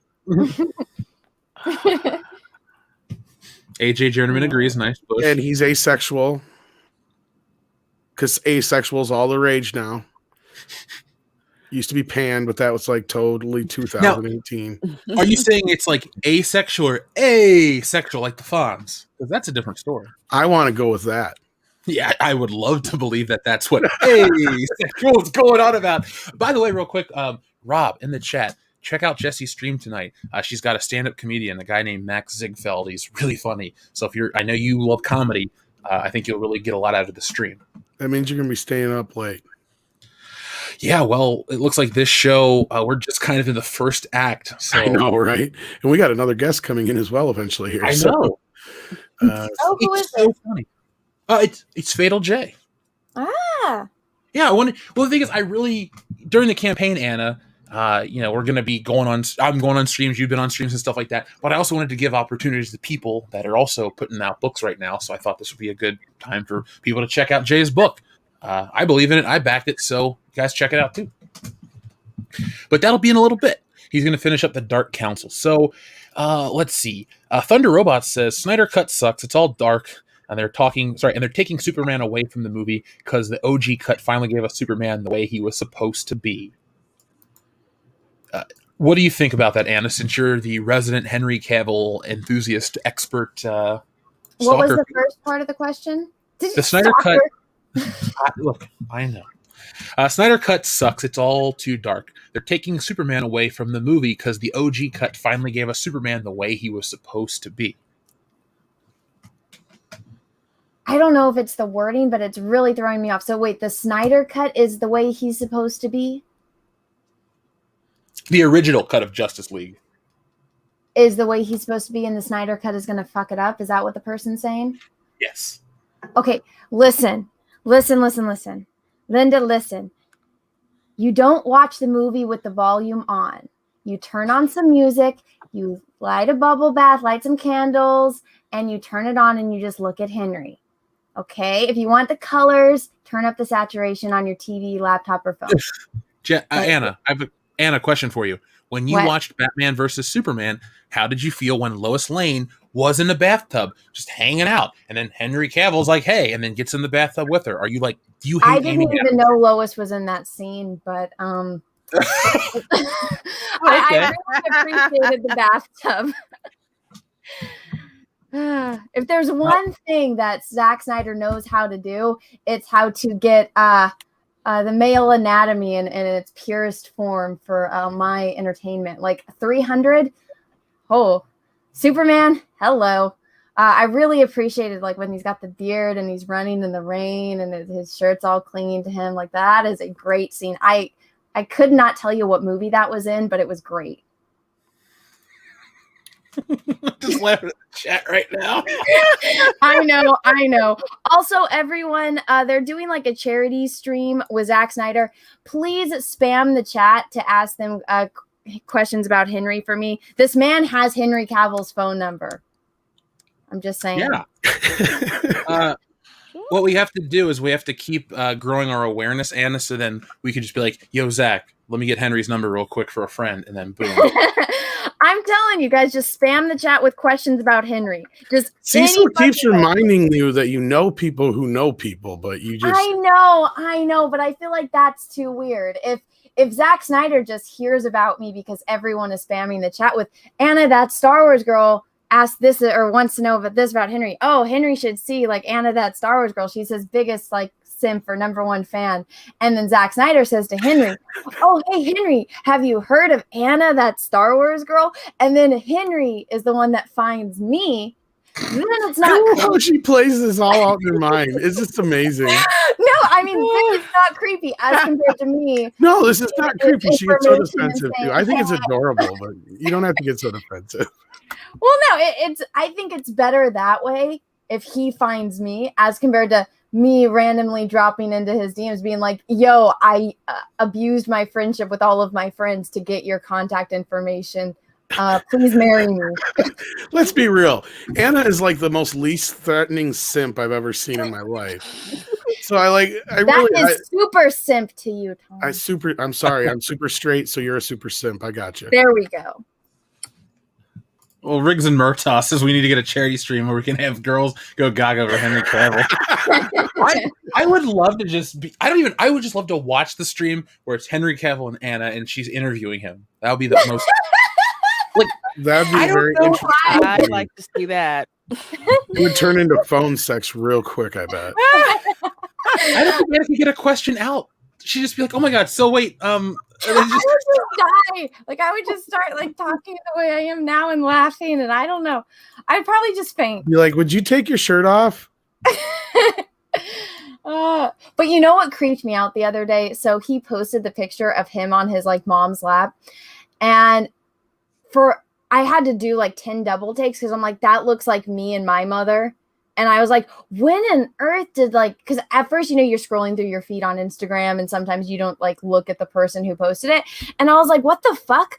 Did somebody find a picture of me and my mom? And I'm like, when did I have, because I had a very similar Superman, PJ set, and his mom looks freakishly like my mom. And I'm like, wow, I was like, when did my mom's hair get that long? Because my mom always kind of had shorter hair. And I was like, wow, that's I've never seen this picture of me and my mom. And then I'm like, oh my God, that's not me. That's Henry Cavill and his mom. I'm like, oh no, we look alike when we were kids. I'm like, that's kind of weird.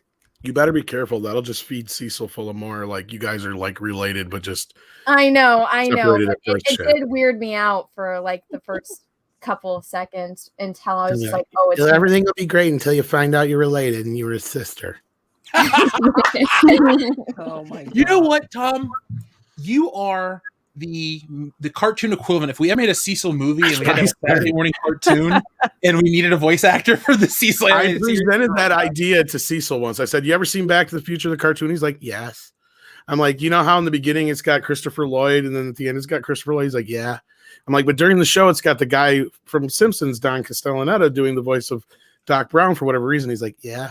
I'm like, "So if we ever do a cartoon, that's what we're going to do. We're going to have you do the intro and the exit, but I'll do your voice during the cartoon just because." He's like, "Okay." He agreed to it. I got it on video, so. Ooh. Well, I can't wait for Cecil the Cecil animated will series. agree to a lot of things, though. He's just like, "Just give me a lot of booze. I don't care." Anna, do you think I owe Cecil a couple drinks for depicting him as a giant testicle with Cecil the Hutt? No, if anything, I think he owes you drinks. Yeah, it was a traumatic experience to You draw. did him a favor in that sense. Yes, I agree with Anna. You're helping build his brand. I Yes. guarantee he's next time. I think Jack's show is on his channel this week, so he's going to use the pity. He's going to be like, "Look at what Anna and Jeff did to me. Send me super chats. Go back, cash grab." Hey, well, I love Anna, Cecil. what you can do is I'll send you the PNG file of the no background Cecil the Hutt, and so you can just taunt him with it if you'd like. Is that too mean? No, it's not. Oh, Sorry. okay. Sorry, I was talking, but I forgot that I had muted myself. Fair enough. I was like, wait. I just know thought he was plotting.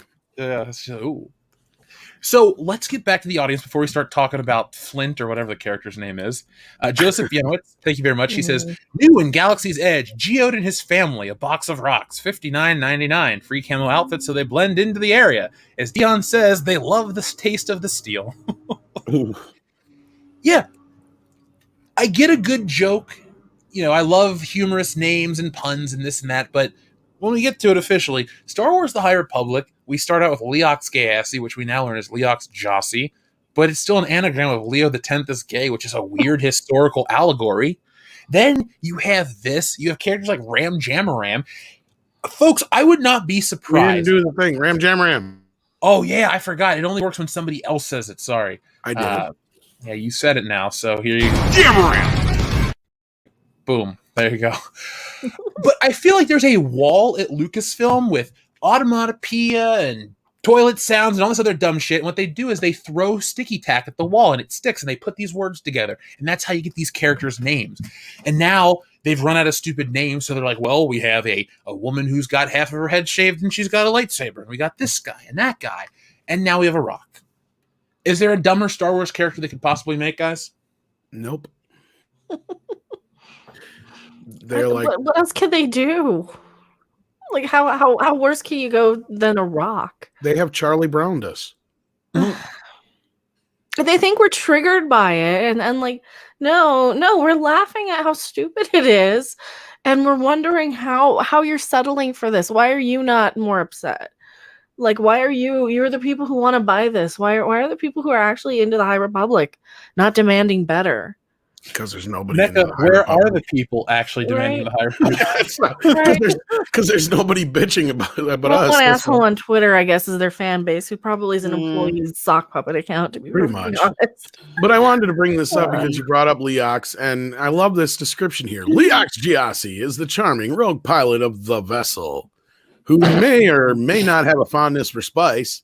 Despite his undeniable good looks, romantic and sexual encounters are not imperative to him. In fact, he identifies as asexual.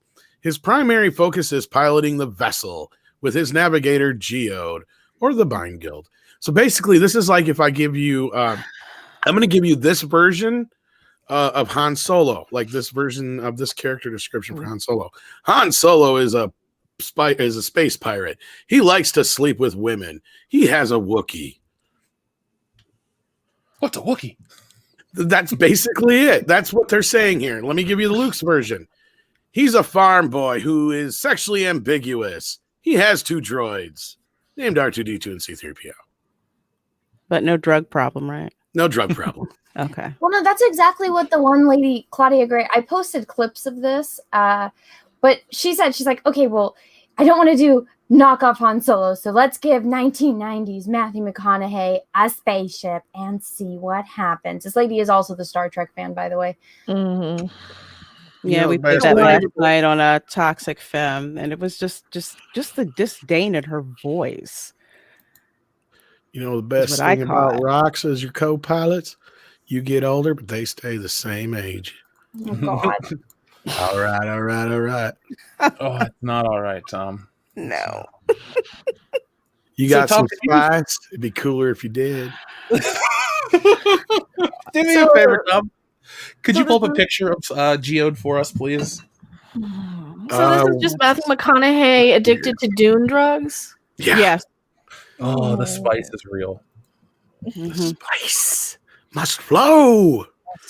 I'm more triggered by the Dune reference than I am by a rock. I got to bring up Geode.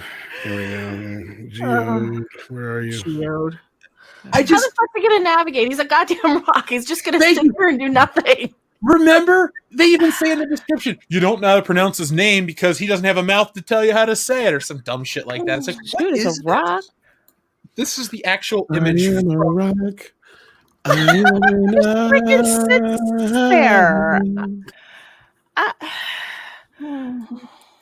I would give them credit if they described that this thing had some kind of shape-shifting ability, because then I could buy that it was a navigator. Yeah, even googly eyes. Give me something, but just. I guess it moves when you're not when nobody's looking. Like a weeping angel.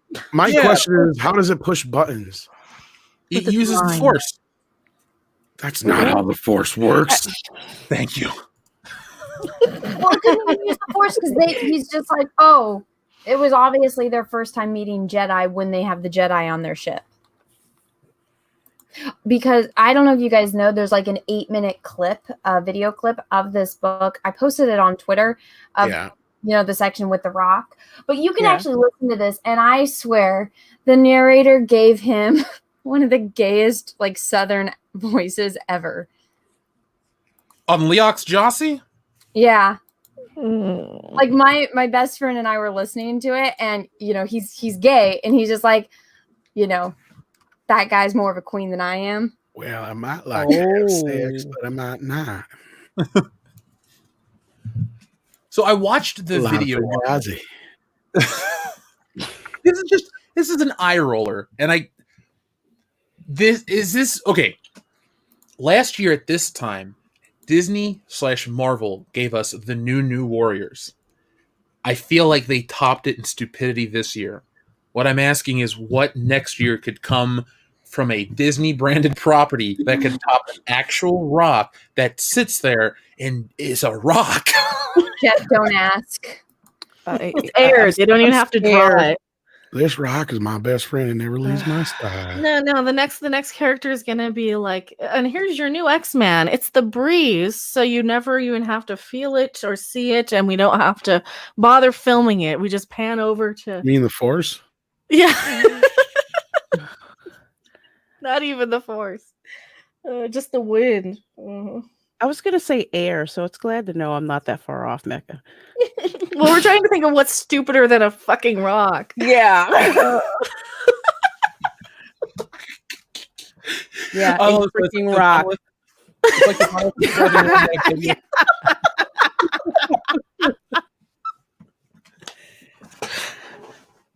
Oh, Lord.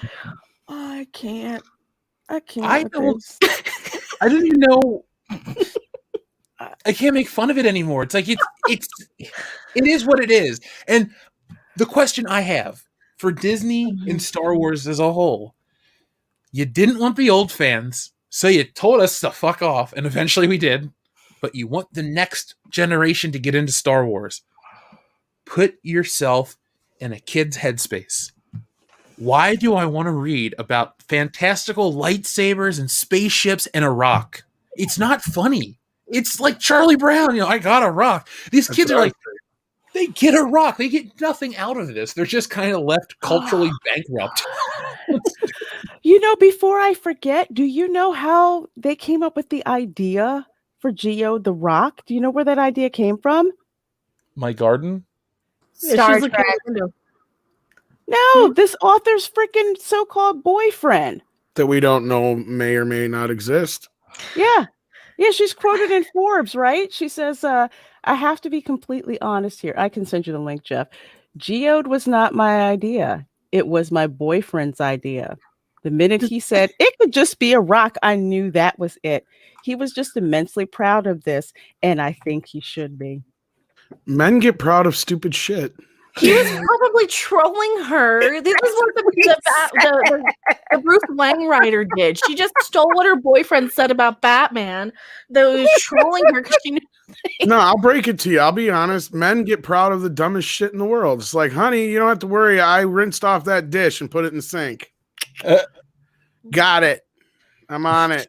And then we expect praise for it because that's how we're raised. You don't get any. It's a fucking life task. Yeah, I know. I'm just saying, Mecca. It's the way men work. We don't know.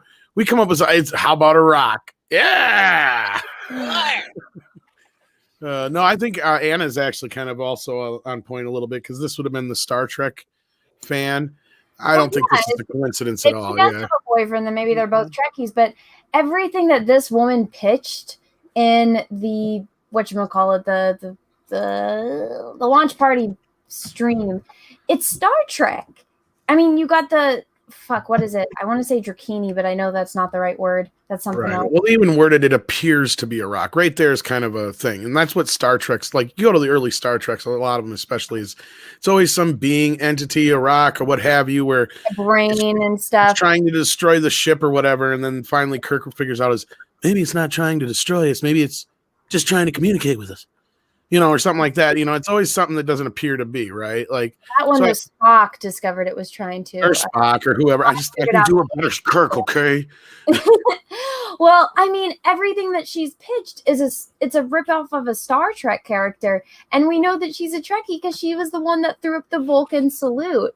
So I feel like either this is the ultimate troll and she's purposely doing this because she's a Star Trek fan that infiltrated Star Wars and is trying to prove that Star Wars is better than Star Trek, and that scene from the Fanboys movie with the Trek fans versus the Star Wars fans. Oh, it's such a great scene. I know, fighting over the freaking statue. But I mean, I'm hoping it's that. That's me giving a huge benefit of the doubt, because everything outside of this that I've done like research on with Claudia Gray, she seems like an absolutely nice person. And if you follow her on Instagram, like, she's super responsive to fans. She's super nice, super courteous, very grateful of anyone that shows any kind of support for her work, which is the exact opposite of everyone else, the way that they interact with people.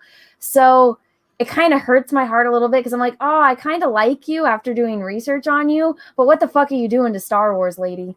Yeah, but how does she react to people who don't like her work? Because everybody who's whatever. I don't know. I haven't really. Well, she's not going out there saying "F all of you people." Okay, well, I'm just saying. Know?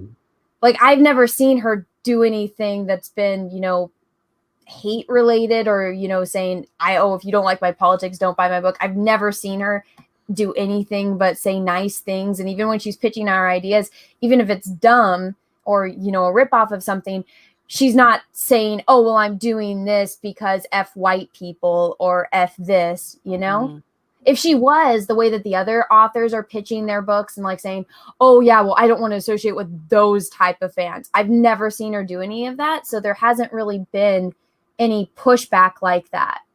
Yeah, but she gave us a rock.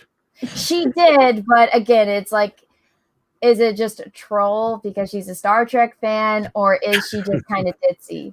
Anna, I like your perspective on all of that. Yeah, I want to give her the benefit of the doubt, like Anna. Yeah, because you know what? That's exactly what we want from all this. Not Chuck Wendig, Yeah, so it's like, exactly. She's not. She's literally just pointing out her shit, and she's like, "Here you go." Yeah.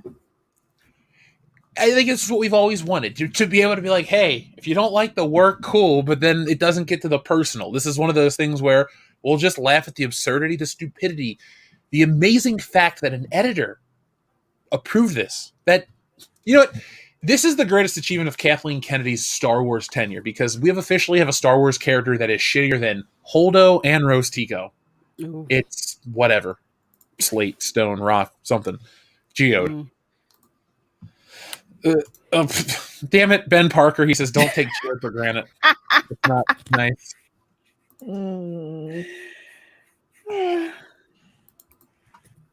I was like, oh, we'll talk about this topic after we read some super chats, and then we were jumped right into the topic. I know, right? Well, I know we got a few minutes left before Lorena has to leave too, but I got 5 pieces of candy. I got a chocolate bar. I got a quarter. I got a rock. No, Charlie Brown. You got the newest Star Wars action figure from the High Republic. And this is what I've been trying to do. I've been trying to find anybody who's got a kid who sounds like Charlie Brown, or if you're a girl who can do Charlie Brown's voice. That's what I want them to say is, I got a whole bag full of Star Wars latest action figure Geode. Send that to me in audio form, and I will try to make that video work. Oh, it'd be amazing. And I have the soundtrack somewhere for this show too, so I might be able to do it really well. Oh, nice. Make it sound like it's actual natural and all that good stuff. So let's jam around. We'll read some of these. Yeah. Get people up on their toes. Folks, we have the perfect amount of likes. We have 1138. That's the Star Wars number. Please don't anyone else like the stream. We want to end with 1138. Joseph Yanowitz, we read yours. Thank you very much. Scott's Geode too. He says values like thanking labor camps guards. Am I right? Yes. That's damn it. 2 people gave it a like. All right. Anyway, Scott's Geode too. You are correct, and that is why Mulan is one of the most blatant, soulless films ever produced. And I'm looking at that film. I'm not looking at it, but I've seen articles about Raya the Last Dragon, that animated one. Are they going to get the net? Are they going to get the message that a $30 add-on to a streaming service just isn't attractive? It doesn't matter if it's pre-pandemic, post-pandemic, whatever. You buy a streaming service to get everything. When you start adding tiers, it's like a bullshit game. It takes away the reason you signed up for the streaming service. And they keep they're picking tone deaf because they didn't learn from Mulan. Yeah, I was just going to say, they keep picking the wrong movies. So isn't that, sorry, do you think that reflects more of a financial concern that they're going to keep trying with this, or they're just like, hey, it doesn't cost us any extra money to do it, so we're going to try? Well, they already said they're going to keep doing it. And then I told people they were going to keep doing it because they're not going to be the only ones who are going to do this. I've been warning people about this for years now. Well, no, he even said it in the Investor Day meeting that it was a success with Mulan. Which that was the first attempt, and that they found it to be successful. So they're going to continue to do it that way, but also once theaters open back up, to get them back into theaters. Well, that's going to be good because theaters, I keep ebbing and flowing in terms of like, oh, it's going to go, it's going to come back, it's going to go, it's going to come back. I'm kind of in a position where I think the theaters will be fine at the end of it. I think enough people are going to be adamant to make things normal again, and hopefully enough percentage of the population will, put money into it. Now, the thing I don't know, go ahead, Tom. No, I was going to say, yeah, I'm sure theaters will make some kind of comeback, but whether or not the studios get behind them or not is a totally different story. And as many times as people behind Disney have said, oh, yeah, we're totally behind getting behind theaters again when they're open, they've also said things about pushing things to digital too, or knowing that, digital day and date is something that's the future, and certain quotes like that. So again, they're playing both sides of the field, and this whole thing we're in the middle of now changed everything, because before this, the theaters would never accept a movie coming out on streaming and in theaters at the same time. But as we saw with Wonder Woman, and as we'll see with Godzilla vs. Kong coming up here, that rule went out the window. Yeah, what I wanted to ask you real quick too is Paramount Plus. I got a free sample or a free trial, dude. I try to be more positive than whatever, but I gotta say that we're gonna talk about a couple things later in the show tonight, Coming to America 2 and Paramount Plus. But I gotta just say, fuck Paramount Plus. They I have fucking screwed the pooch, man. It is, folks. I'm not trying to be hyperbolic. There are movies that I get on Tubi, and there are movies that I get on Pluto TV that, yes, I have to watch a commercial for, but they're completely uncensored. The library is an embarrassment. When I text Nick the other day, he goes, he's like, is it a decent library of films? I go, no, Nick, the best movie on there right now is probably either Halloween H2O or the original Indiana Jones trilogy. Like, that's about it. And I know Indiana Jones is a great series of films, but you can get that anywhere. You've probably had it on tape for 30 years. I have, and I'm only, 31. It's just been a part of 32. I can't even remember. Blu-ray. They've been out for a while, yeah. Yeah, since 2012 is when that set came out. See, I remember that date better than when I was born.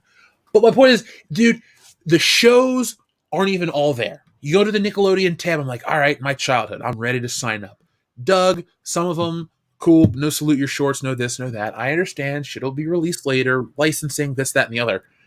But the video quality on a streaming service from Paramount, one of the biggest companies out there, should be a little better. First off, this is what I laugh at with Jesse. You know those little title cards where they have the movies that you can click on? When you click on them, they're giant pixelated messes, so clearly somebody in high school coded this shit.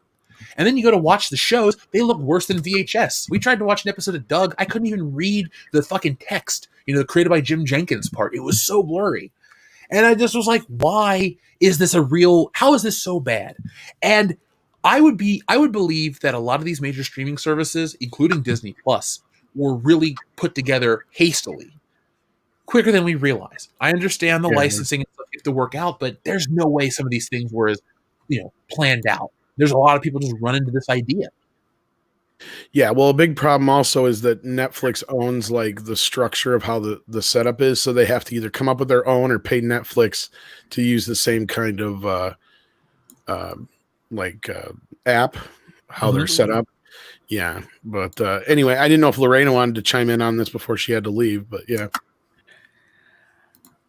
No, I'm good. Well, and with that though, let's let you plug your channel, because I know you said you had to get rolling here. So Yes, I do.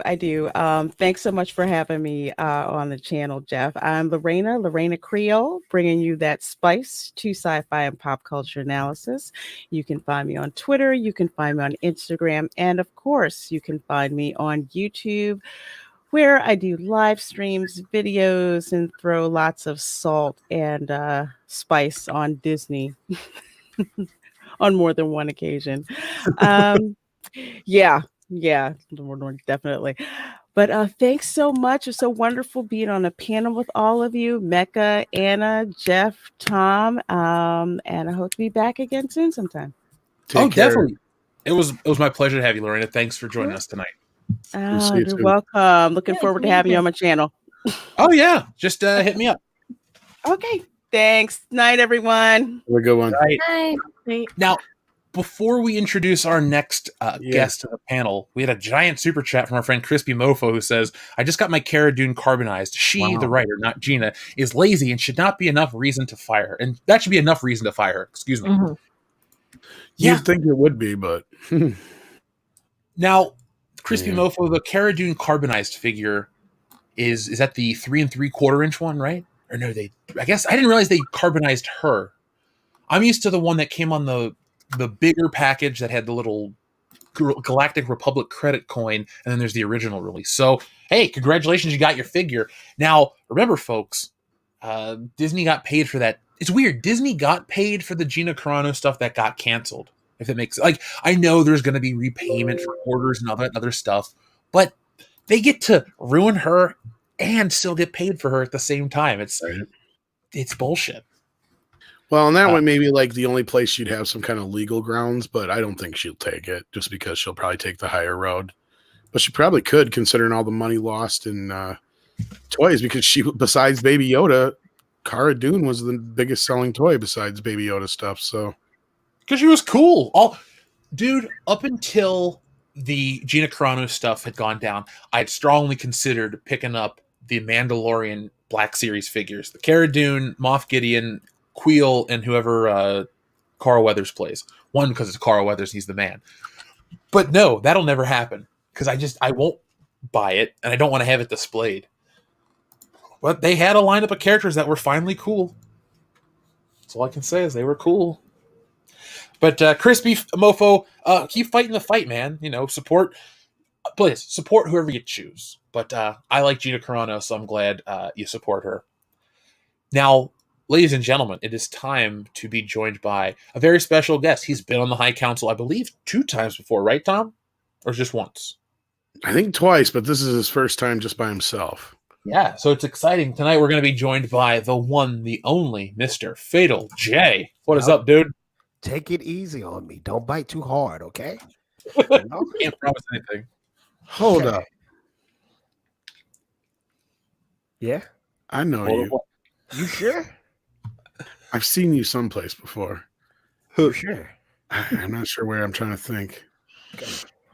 Yeah, I'll remember it. But what was your name? Jay? Did I have all my clothes on? No. Thank Aren't you always in a bathrobe when he's live and eating cereal? Oh, look at that Dark Council shirt, man. Oh, that's sweet. Look at that. Yeah. Ooh, nice. Look who's in the middle. You see that? Yeah. You didn't have to fight for that or nothing, huh? No.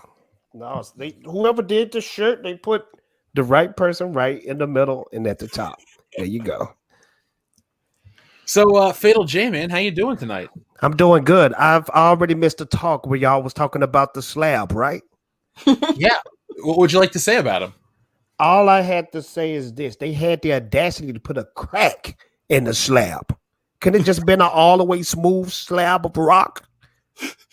Maybe it's like the Liberty Bell. It's a little character. There's a history. We're gonna buy 10 novels to learn how Geode got a crack. You don't want to know. It's all because of Leon. It's because Mario waited until he got angry and he whacked the ground and he went, "Arr!" and then Mario jumped on his backside. But No, just really think about the creativity though. A slab of rock. Just really let that process inside your mind. A slab of freaking rock is navigating a ship in Disney Star Wars. That's mind blowing. Now, I told the guys at Dark Council, how is the Black Series action figures going to look when it comes to the slab of rock? Well, I think what we could finally do, we should all start taking pictures of, or go out and get some rocks in your garden, put a Star Wars sticker on it, put it on eBay, see how long they last. That's it. That's it. Fantastic. Are they even going to have High Republic figures? Hell no. Mecca, they learned. I don't care what anyone wants to say about Disney with their head up their ass, because I'm the one that says it all the time. But they learned, either Hasbro or them learned their lesson. There is no more Rose Tico figures. They made all those ones from The Last Jedi. She didn't get shit from the new movie. Funko Pops, different company, don't count. Same thing with Finn and what's his name? God damn it, Oscar Isaac's character. Like, none of them got it. Like, none of them got it. So they're never gonna make Rock Guy and Leox Jossie and Ram Jamaram and all these people because there's another company that has to stake money on it. This isn't Disney or Lucasfilm or whatever publishing a book. A book costs whatever to make.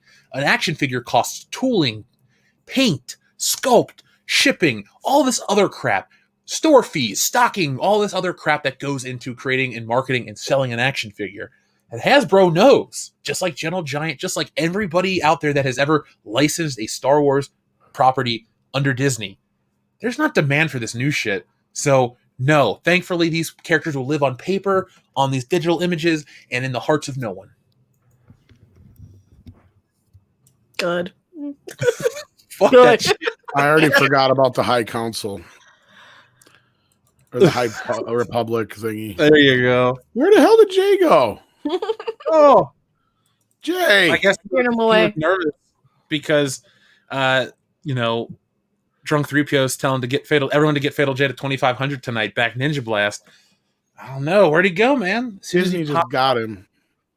I didn't even say Ninja Vanish. What the fuck? Well, as soon as he rolls back, as soon as he pops back in, we'll have him back. But I'm going to read a couple super chats so we don't have to make anybody else wait. Thank you to everyone for supporting the channel tonight, for joining us tonight. Every week on the High Council has been a better week somehow. Last week we were joined by almost everybody on the cover. It was a nice Fandom Menace reunion, so go back and listen to that episode if you missed the way things were. It was a nice reminder, and everyone had a great time. So we're going to try to do more stuff like that in the future. So, our friend Jabraylin Van Zant, thank you very much. He says, since Lucasfilm is confirmed dumpster fire and the major shareholders have been watching what is going to happen to Star Wars going forward, will Disney sell it back to George by 2030, Tom? George is never buying back Star Wars.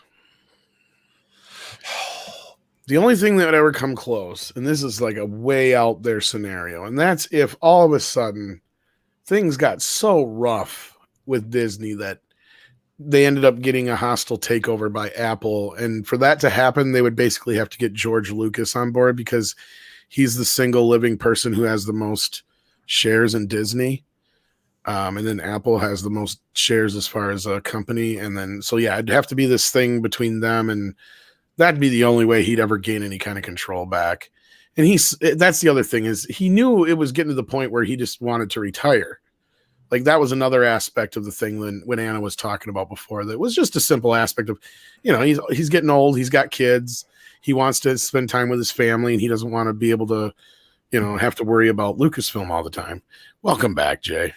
Hey, when you spend too much time on the hub, this is what happens to you. Quit going on to Pornhub all the time. You wouldn't have that. Well, look, man, I'm sorry. I need help. This is a cry for help. Snowed in, or Texas was snowed in for a minute. I was snowed in. I had a lot of time on my hands. Emphasis on the hands. Well, maybe you could sue them for carpal tunnel. Well, I haven't hurt my hands yet, sir. They're still actually they're getting stronger. Maybe they should send you a bill. Fitness by Jay via the hub. We don't charge your own channel, dude. Maybe so. You don't understand, with these hands right here, they like Bruce Lee hands. I can break bricks, wood, plenty of exercise. Why don't you break down the barriers and tell the audience what your hands created with Ninja Blast? You're almost to 2,500 tonight, or you're almost to 2,500. So let's get the word out about Ninja Blast, your comic, sir. Well, you know what? That was a great segue, and thank you very much. Everybody out there in High Council land, Fatal J has a manga style comic book that's on Indiegogo right now called Ninja Blast. And I am serious, ladies and gentlemen. The art, the story is something that you're looking for, and hopefully it's something that you enjoy. I put a lot of blood, sweat, and gears and tears into this comic book. And I believe when this Indiegogo campaign is done, you will have a quality product on your hands. Now, this is the thing about Fatal J. Ever since I was 7 years old and I seen the 1990s Ninja Turtle film, I have been infatuated with ninjas. Those was my superheroes, as to say. and it just blew my mind. And I learned and then I watched everything that had to do with ninjas. I love everything with ninjas. Anime Ninja Scroll, that's one of my favorites. I love a ton of ninja lore out there. So when you watch this, when you go on the Indiegogo campaign of Fatal J of Ninja Blast, you're going to get ninja manga goodness, and you should check it out right now. Hopefully somebody put the link in the chat. Tom did. Thank you, Tom. Thank you so much, everybody, for doing that and supporting so far. I don't think right now I'm at 2K, but I'm looking to be at 2K soon. I just need everybody's support, and thank you so much. Yeah, folks, keep spreading that link around the chat. Jay came to me, God, was it last year? We are like, hey, man, I'm working on a comic book. I'd love to send it to you. I'm like, dude, this looks awesome. I will back this. And then this, we've been talking. We've had the high councils and stuff like that. But you brought back that fun, like growing up in the 90s, you had all this martial arts stuff. It was this weird resurgence. It was like the perfect time. You had the kung fu stuff of the 70s. You had all this anime and manga influence in the 80s. And in the 90s, you just had this perfect blend. And your book just reminds me of what it was like to grow up, experiencing all that stuff. You had, you had your DBZ stuff on TV, but then you had these other obscure Japanese shows. It was like this perfect blend of learning about it at the right age. And it became... That's why when people say, oh, anime and manga is the future, it really is. It's not because American comics completely suck that hard. That's one of the features, or one of the reasons. But another reason, too, it's been around and, we've all grown up with it. We're that generation. We're really the first generation to kind of have it. So a book like this excites me because it's a call back to all that cool shit we grew up with, man. My number one point of this book right here is for people to look through the pages and get nostalgia. I put little anime and manga Easter eggs into this. Now, don't think that this comic book is copy. No, it's original. But I did sprinkle a little Easter eggs in there. So when you go on through the pages and you see something, you're like, that look like from the anime movie so-and-so. And you're exactly right. And I want that wave of nostalgia just to go over your body and your brain and just consume you and, make you feel all warm and squishy while you holding the book. That's my main point. Ninja Blast, retroless, nostalgia. I love it, dude. We had a great stream over on your channel, folks. Make sure you guys check that out over on Fatal J's channel. It's about an hour long. We talked about everything, dude. It was a good time. Man, I was mad the hour went so quick. And I learned a lot about you. I didn't even know you was behind the art, man. Your art is beautiful. Oh, I guess there was that weird disconnect that people didn't realize that I wrote Andrew the comic. I guess people thought I commissioned it or whatever, but no, that's all me. So we got to have our artist talk and all that fun stuff because yeah. So just a very unsung artist. Jesse's like, put your stuff out there more. I'm like, all right, so. Yeah, that's what this campaign is, folks. That little background with all the WCBS guys, that was stuff I made many years ago. Kendo was the last edition, so. And I'm not saying that to be saying that because if your stuff sucked, I would tell you it sucked. But I'm telling you, bro, your art is great, man. It's good. It's good stuff. Well, thank you. I'm really happy that I'm in the position to get to do it like this because it's fun. It really is a fun thing to do. I know, Anna, you're here. I know art is a job for everybody. We understand all that part, but it's still fun. It's still passion. You can't not love it when you can do it. As long as it's not a terrible project, you can love it. I would hate to be the artist doing the High Republic, and it's like, hey, you get to work on Star Wars. It's like, oh my gosh, this is a dream come true. What do I get to draw? Iraq. What? And then you have crazy people saying, oh, you can't even make it look cool. It has to look like a generic rock. And it's like, okay. I know, real talk, because look, I'm thinking if you're going to put a rock in there, at least have a Fantastic Four or Jeff, remember Bad Rock? Remember Bad Rock in the comic books? Remember him? Yes. With the Youngbloods? And do it that route if you want to put a rock in there, but a slab of rock, they have to be trolling. Like my boy Lord Callis from Dark Council said, it has to be they trolling us at this point. They are, That's what this is. This is them. I'm trying to get some images of the High Republic comic. Not really just I'm not trying to shit on it, but it doesn't look super exciting. I'm just getting pictures of the cover though, so that doesn't really help. But I did a dramatic reading of the first comic. It's not exactly a page turner. Well, it's kind of hard to have a page turner when your characters are rocks. What do? He sat there silently, sullen in his response. Like, what do you do? It sits on the ship. It's not cool like a weeping angel or the doctor's like, oh my god, if I blink, it'll come in and blah blah blah. It sits there. It's like the Ren and Stimpy joke. It's log. It's better than bad. It's good. Like, that's what this is. It's rock. That's all it is. And this is the thing about the Rock. Do the Rock talk? Do he move? How does he move? Do he slide? Do he have feet? What is going on? No, he does not. Hold on, Tom. No, he doesn't. He's literally a fucking rock. It doesn't explain how he moves or anything. He's just a rock. Now, would you guys like to know the name of the file when I was able to download it? Somebody titled this as One Truly Majestic Rock. So even the person that uploaded this is in on the joke. And let me share that picture with you folks. Well, didn't Anna say that earlier? Like it's got the Force in it or whatever. Like, yeah, they'll figure out what. Yeah, they'll figure out when they get the Jedi on board that the Rock can communicate through the Force or some shit. This is a real picture. That's it. I made this image. What I did is I photoshopped out Yoda, but this actual picture of this is that rock. That is their actual artwork. Well, Fatal J has left the building, folks, and No. They broke Fatal J. Oh no.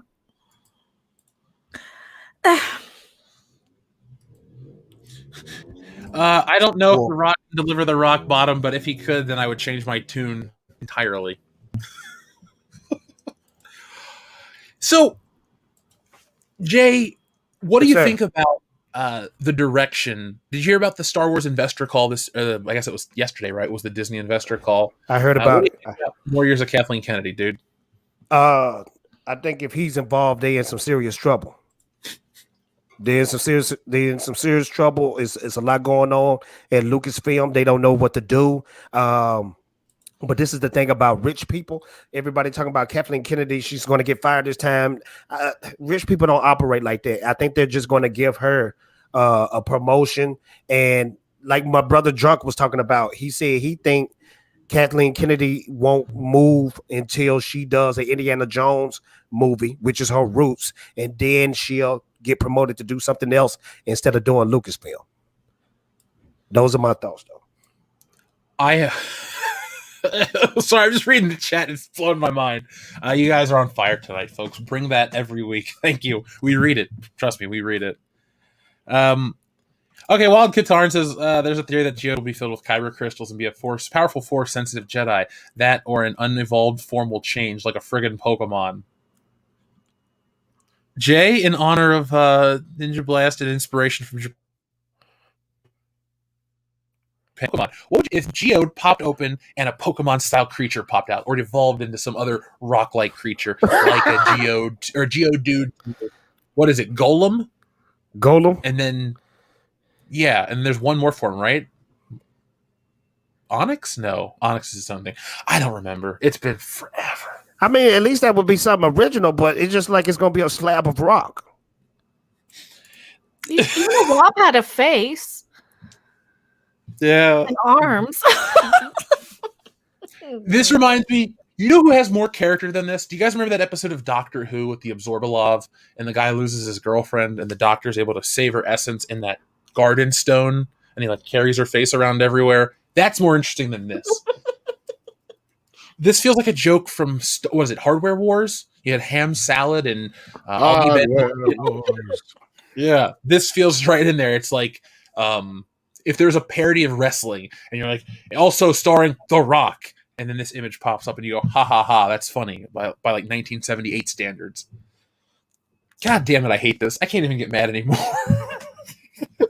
It's so fun to mock and to laugh at. It's so pathetic. It's like, it's It's almost like kicking somebody and then you find out, or making fun of somebody and then you find out, oh shit, they're special needs. And I shouldn't have said that because they really don't know me better.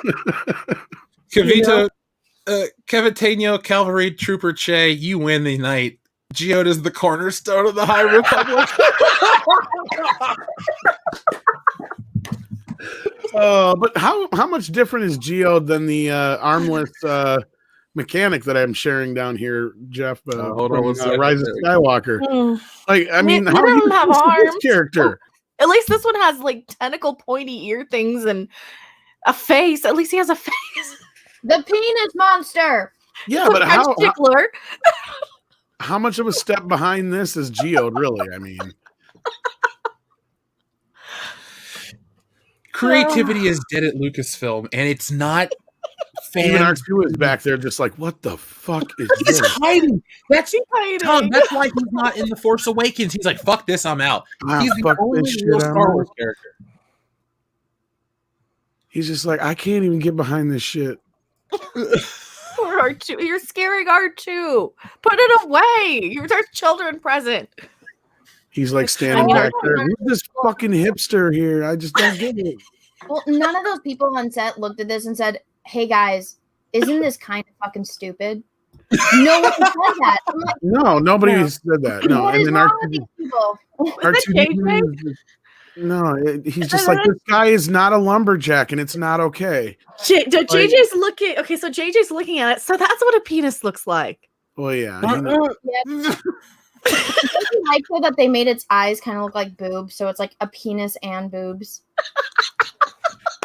It really, honestly, the sad part is that it looks like something they tried to make look like a Jim Henson Muppet that just didn't work. Oh, God. When H.R. Giger uses the human genitalia to influence his artwork, you get the xenomorph. Mm-hmm. When Disney does it, you get this. And now Disney bought the xenomorph because it's the most iconic alien design ever. But they also created this too. So aren't you excited for the alien crossover? Like how they're going to evolve the xenomorph. They're going to go, oh, well, it has this life cycle and that life cycle, but there's a new life cycle and we're going to merchandise that one. And it'll look like this. It'll be a beige xenomorph that looks like it's got boobs on its head. Look like Gary and White from Weird Science. I got to ask though, since the alien queen is a queen, right? Mm-hmm. Yeah. Aren't all of her babies Disney princesses now then? Yes. So Sigourney Weaver is now a Disney villain because she's been killing all of the princes. Disney princesses. It is really the worst time to be alive for being a Star Wars fan. But I guess it makes up for it because then that means that Tim Curry is also a Disney princess in Rocky Horror Picture Show now. So Yes, he is. Slay Queen. # the force is female. Only time it works. I think somebody's being attacked outside my window. Hold on. That sounds nuts. I can't hear it. I heard it. I heard screaming, yeah. I heard murderous screams. That was unsettling. But yeah, I would take the penis monster over the Rock any day. There's no creativity, man. Well, like Mecca said, at least it has eyeballs, so you know where Dude, it's looking. somebody's about to get shot outside my building. What? Shit. Seriously, they're saying to shoot each other. I'll be back in a few minutes. All right. Oh my God. That's insane. You heard it here on High Council. Somebody going to get murdered live on the He stream. should have left the audio running so he had some evidence, but anyway. I know. I was like, take us with you. We'll record Film it. On Tuesday on High Council, somebody gets murdered. Oh my God. I hope not. I really don't. I hope not either. I almost said I hope so, but I hope not. Yeah, I mean, I hope nobody really does get killed. That'd be crazy. The Pinomorph. Yeah. So penis monster. Well, this entire time I've been editing my painting video of the Stealing Solo Fandom Menace cover, and it is almost done. It is uploading now to my art channel, and so I'll play it for everyone. And now, Anna, I was gonna say before you end talking about this cover, how many hours did you put into it again? Over 100. Wow. And it's down to a 12-minute video, which It's going to be unlisted. Everyone is going to watch. I'm going to make you all watch this. Please tell me if I have any typos so I can fix it before it goes live. I am severely dyslexic. I've checked it plenty of times on my end, but I always fuck something up. So just whenever there's words, check for the typos, please and thank you. Of course. It will be done rendering in 10 minutes. Dope. All right, sorry for the drama, but yeah, it was Are two they dudes alive? fighting over I don't know what happened. There's no. I didn't hear a shot, but it's two dudes fighting over some woman, and he's like, "I heard what you said. I heard what you said. You want to get shot?" And then the woman starts screaming again, and then they got back into their car. So you know that happened to me before, but it was the opposite of what you talking about. I thought I heard two dogs fighting in the middle of the night. It was like 3 o'clock in the morning. I went back to sleep. I said, "Oh man, those dogs are fighting really hard." I woke up the next morning and they told me this dude almost killed his wife 2 houses down from me. Oh shit! And it was blood and it was blood and everything on the road. But I could have sworn because I heard when you sleep, you hear and I don't know, you hear things that's not really there. So I don't know. I thought I heard 2 dogs fighting. Poor lady. Please forgive Fatal J. I'm sorry, what did you say? You threw me off. I was like, wait, what? I'm sorry, man. I don't know. All I know is, Jeff, next time that happens, just leave it rolling, man. Just stick the microphone out the window. Anna and I wanted to hear it. The only thing is, like, I don't know YouTube's policies. Like, if I catch an actual crime on air, I don't, Yeah, but then that's the best part is that your channel you just got to send the video to the cops. That's all. Yeah. I don't know. I'm just kidding. So what else was okay? Topics. Sorry, folks. It's been a busy week. Now, the one thing I did want to bring up, it's not really Star Wars, but I needed to talk about it for a minute. Did Marvel shit the bed with WandaVision, or yes, they did. Okay, I thought it was just me because we live in this world where if you criticize one of the comic book properties, you're an instant hater. When people don't realize I really love comics a lot. Clearly, you do too, Jay. Like what's up, but I feel like we have allowed ourselves to accept a really stupid TV show because it's under the Marvel brand. And I'm not afraid to say it.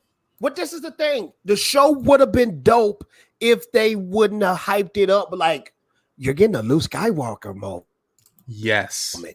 Because I'm thinking, okay, if we get this Luke Skywalker moment, I'm thinking we're going to get Magneto or we're going to get Professor X or we're going to get Doctor Strange, somebody along those lines. But we got freaking Quicksilver from the freaking Fox X-Men movies. Now, they dropped the ball on that too, Jeff, because they could have introduced the mutants that way. They could have introduced the X-Men, but they made him stupid and quirky and dumb. His name was Ralph Boner. Yeah. That's not a joke, folks. His literal name is Ralph Boner. The whole point of Quicksilver in the WandaVision show was he's an actor with powers, and his name is Ralph Boner. He wasn't even the legit Fox Quicksilver then? No, he was an actor named Ralph Boner. He was it's Evan Peters. It's all, folks, WandaVision was one big J.J. Abrams mystery box to sell you the Wanda Scarlet Witch and the White Vision that were going to come back to an Avengers movie one day. That's all the show was. And it was 9 weeks of my life wasted? ? There were moments of quality. Spoiler alert, because I haven't watched it. Well, half of it was good in my opinion, and then I didn't watch the second half, and from what I'm hearing, I'm better off. But I don't think you're wrong, Jeff, and here's how you should know you're not wrong in your feelings when Collider and other, access media are doing articles like this. This came out, I think it was the other day. WandaVision failed to deliver things that were never promised to me, according to Matt Goldberg over at Collider. Now, this whole entire article is basically an excuse for WandaVision being quote unquote good in his opinion, because fans just got overzealous about what they were expecting out of this, right? And that the show didn't turn out to be what they were hoping in their fan theories. A lot of the same crap we heard around Star Wars, if you'll recall. But let's be real here. This is an instance where we were, like Jay pointed out, we were promised a Mark Hamill / Luke Skywalker level cameo that did not happen. And they bait and switched us with Quicksilver. So yeah, like you're kind of like scratching your head going, but wait a minute. They were promised to me though. And this article, along with I'm sure a few others out there, are just full of all kinds of conflation and straw man bullshit to get around, the actual critiques of the show, like you and several others, including ourselves, have kind of come up with that say, like, wait a minute here, this wasn't what we signed up for, and definitely wasn't what we were promised. No, it was not. We were sold how important the TV shows were, and the mystery, and the intrigue. Who did Jimmy Woo call on the phone? Who's this? Who's coming to the episode? Like, here's the problem. Marvel is a victim of its own hype. It has spent every year since 2008 hyping the next property, keeping you on edge, giving you just enough to get you to watch the next film a year later, 3 months later sometimes. Now they're using that same method and formula to get you to watch the next episode, which doesn't really give you enough. And so you basically watch this show that is sold, predicated on all these great mysteries and twists, all these epic moments and all this shit that you're promised. And it just never happens. It's like, what's the significance of that commercial? The whole media spent months going, oh, the Tony Stark toaster means this and it means that. In the end of it, it meant dick. None of that shit mattered. Oh, it's the same actors. It's this connected. What is one? Nothing fucking matters with this show. Here's what you get from WandaVision. She freaked out when the Vision died, and the Vision's got a white body now, and she's a bad guy. Holy shit, I can't wait to watch Doctor Strange. Spoiler alert! Oh, yeah. I didn't watch the last episode, Jeff. Sorry. Sorry. And I was right about to say something right after you, Jeff. That was a big spoiler. She hasn't been paying attention half the night. Jeff's had to repeat every last goddamn question. No, hey, And the first time.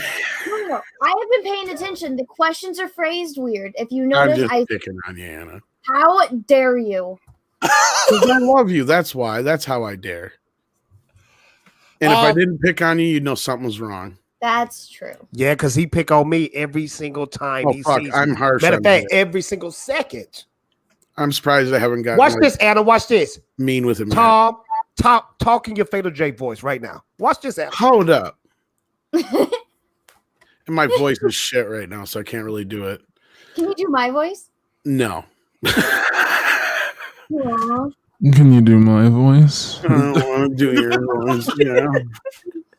Dude, I made good on the promise. I said I would get a copy of Goodnight Moon. So, folks, I have Goodnight Moon. I'm going to read it as Buffalo Goodnight Jeff. Moon. That's a classic. Is that the one with the little bunny? Yep. And his By mom is a Margaret bunny? If my voice wasn't shot, I'd try to do an Anna impression, but it would still sound like crap. Can anyone here do my voice? I just want to hear.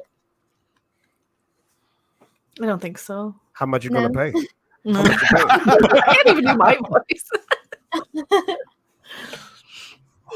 All right, let's give it a shot, y'all.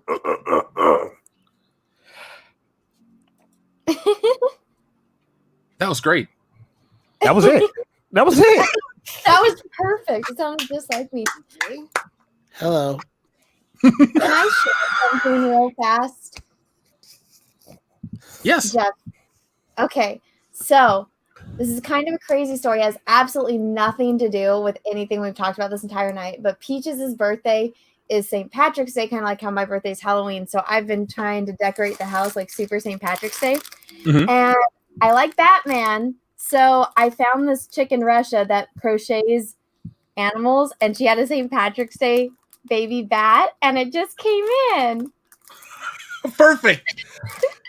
I just wanted to share with everyone because it's really cute. It's like Look at I him. can't see it. Aw, he's so cute. It's a St. Patrick's Day Mine. cat. It's so cute. I just wanted to share. Thank you. I'm getting ready for St. Patty's Day. I don't drink very often, but Jesse and I have agreed that we're going to put ourselves through the torture just for the tradition. And I think the guys and I are going to do it. How terrible you get a drink. I know. I think the guys and I are going to do a drunk commentary stream that night, folks. It'll probably be late, but if you're home on a Wednesday night, look for WCBS to give you some St. Patrick's Day entertainment. It'll be sloppy. Ooh. Yeah. You really never hung out with Dion when he's drank too much, Anna. You've only seen him with he's like, I gotta still drive, so I can only drink a little. Dion gets weird. Somebody is killing the chips in the background. Oh no, I'm opening my bat. I knew it was her. I'm opening the bat because it's a bow. I didn't know what it was, but I knew it was her making noise. That's Of course it was me. No, look, she sent a little card. It's a little postcard of a cat with a hat. Aww. So it's a cat in a hat. Cat in the And hat. it's a bat in a hat. It's a bat. Oh, it's that is cute. it's got little feetsies. Did you say it's got little feces? Little feces. I did say that. Oh, Yeah, it does have little guano pieces. Oh, look at it. It's my little St. Patrick's Day bat. It's so soft too. I wasn't expecting it to be, but this is my new favorite St. Patrick's Day decoration, and that's saying a lot because I have a Tweety bird, and Tweety's my favorite.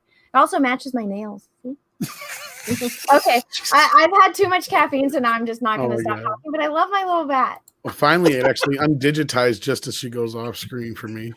I love my little bat. He's so cute. He's even got a green nose. I know nobody cares, but I care, so you have to listen to me. No, that's cool. I like bats. Jeff. Yes, sir. You know I got to do it. Blow me up, please. I can fly most anywhere. Take a look. It's in a book. It's reading rainbow. I can fly most anywhere. Do-do-do-do-do. Take a look. It's in a book. It's reading rainbow. Take a look. It's in a book. It's reading rainbow. Reading rainbow. Reading rainbow. Reading rainbow. Bravo, sir. Bravo. Oh, And that's Jay's greatest hits. I love it. LeVar Burton would be proud right now. I want to be him. I've met LeVar Burton. I want to be him. When I meet him, I'm going to say, sir, I want to be you. Y'all don't understand this. When I was a little kid, my mom used to have one of them things to go over her head. I took that and put it over my eyes. That's dedication. What do you even call that when women put that on their hair? I took that and put that over my eyes. I couldn't see. But I wanted to be LeVar Burton. That's dedication. I know this was crazy, but after the last episode of Alex Trebek Jeopardy had aired, Jesse and I were talking about if they ever do like replacement. Didn't we both agree LeVar Burton would be a perfect host of Jeopardy? He's just like the perfect guy to do shit. Like people would be like, how could you get mad at him? He'd be the perfect replacement. I want to see more shit. Only choice. Yeah. Hi, Jesse. Yo. Jesse, you want to see something cute? Oh God. Probably. Jesse, look at I have a St. Patrick's Day bat. Aww. Look at it. It came all the way from Russia. Some Russian chick crocheted it for me. Look at his feet. Amazing. That is adorable. I love it. Look at his little feet. He's gonna sit right up on my shelf next to Tweety. I just wanted to show everyone. Look, he's even that for me. Oh, he's so cute. He's very cute. I appreciate it. Everyone's like rabies. Oh. Well, I'm glad you got it this year and not last year. I feel like that would have been a gift in bad taste last year. Oh no. I was going to make a joke earlier, but I left it alone. I did not even think of that. Get your mind out of the gutter. So let's read a couple super chats so we can keep this show under 6 hours. Culture Casino says Tom and Anna are anti-milk. That's just plain un-American. Culture Casino. I like cheese and Culture stuff. Casino is another guy I want to be like when I grow up. I want to That's be a sharp Culture gentleman. Casino. Oh man, he got the beautiful long flowing hair, got the glasses, got the backgrounds moving in the background like Tom. I'm surprised Tom don't have the backgrounds moving in the background. Stuff takes too much power. Like parallax scrolling or a hat on a hat. Gilly writes comics. Thank you very much for your super generous super chat. For those fed up with the mishandling of Star Wars, keep an eye out for Galactic Rodents of Mayhem. It's a capybara love child of Star Wars and Teenage Mutant Ninja Turtles, conceived during a Saturday morning cartoon marathon. Pre-order at your local comic book shop. I'm about to say that sounds bad. That sounds dope. I want that. Yeah, so it's called Galactic Rodents of Mayhem. So yeah, folks, local comic book shop. Fully support.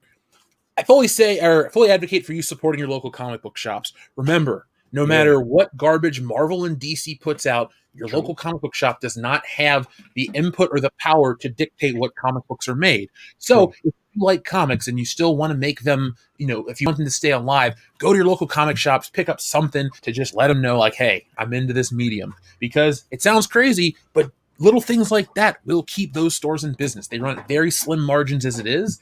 And when companies are double shipping books to you and saying you need to sell these and hold these and pay asset taxes and shit on that, like, they're getting fucked. So seriously, do support your local comic shop. It's going to keep them around. It's a part of American culture you don't want to go away because some idiots at Disney were like, hey, let's put Captain Marvel on everything.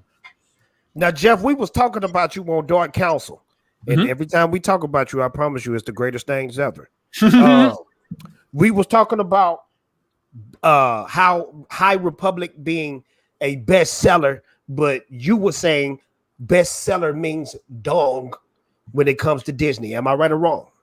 I did. I put out a video that says we have factual evidence that shows you can buy your way to the New York Times bestseller list, and I gave examples of controversies. I gave examples of high-ranking things. I think William Friedkin, like the book that was turned into Exorcist 3 or something, had some kind of issue. It's well documented, folks. The Wikipedia page is mostly the controversy, and you look it up, you look up the numbers, and guess what? When the High Republic debuted at number 1, it dropped to number 4 instantly, and other books that had been on the list previously kind of shifted back into place. So the numbers don't really add up. You popped at the top.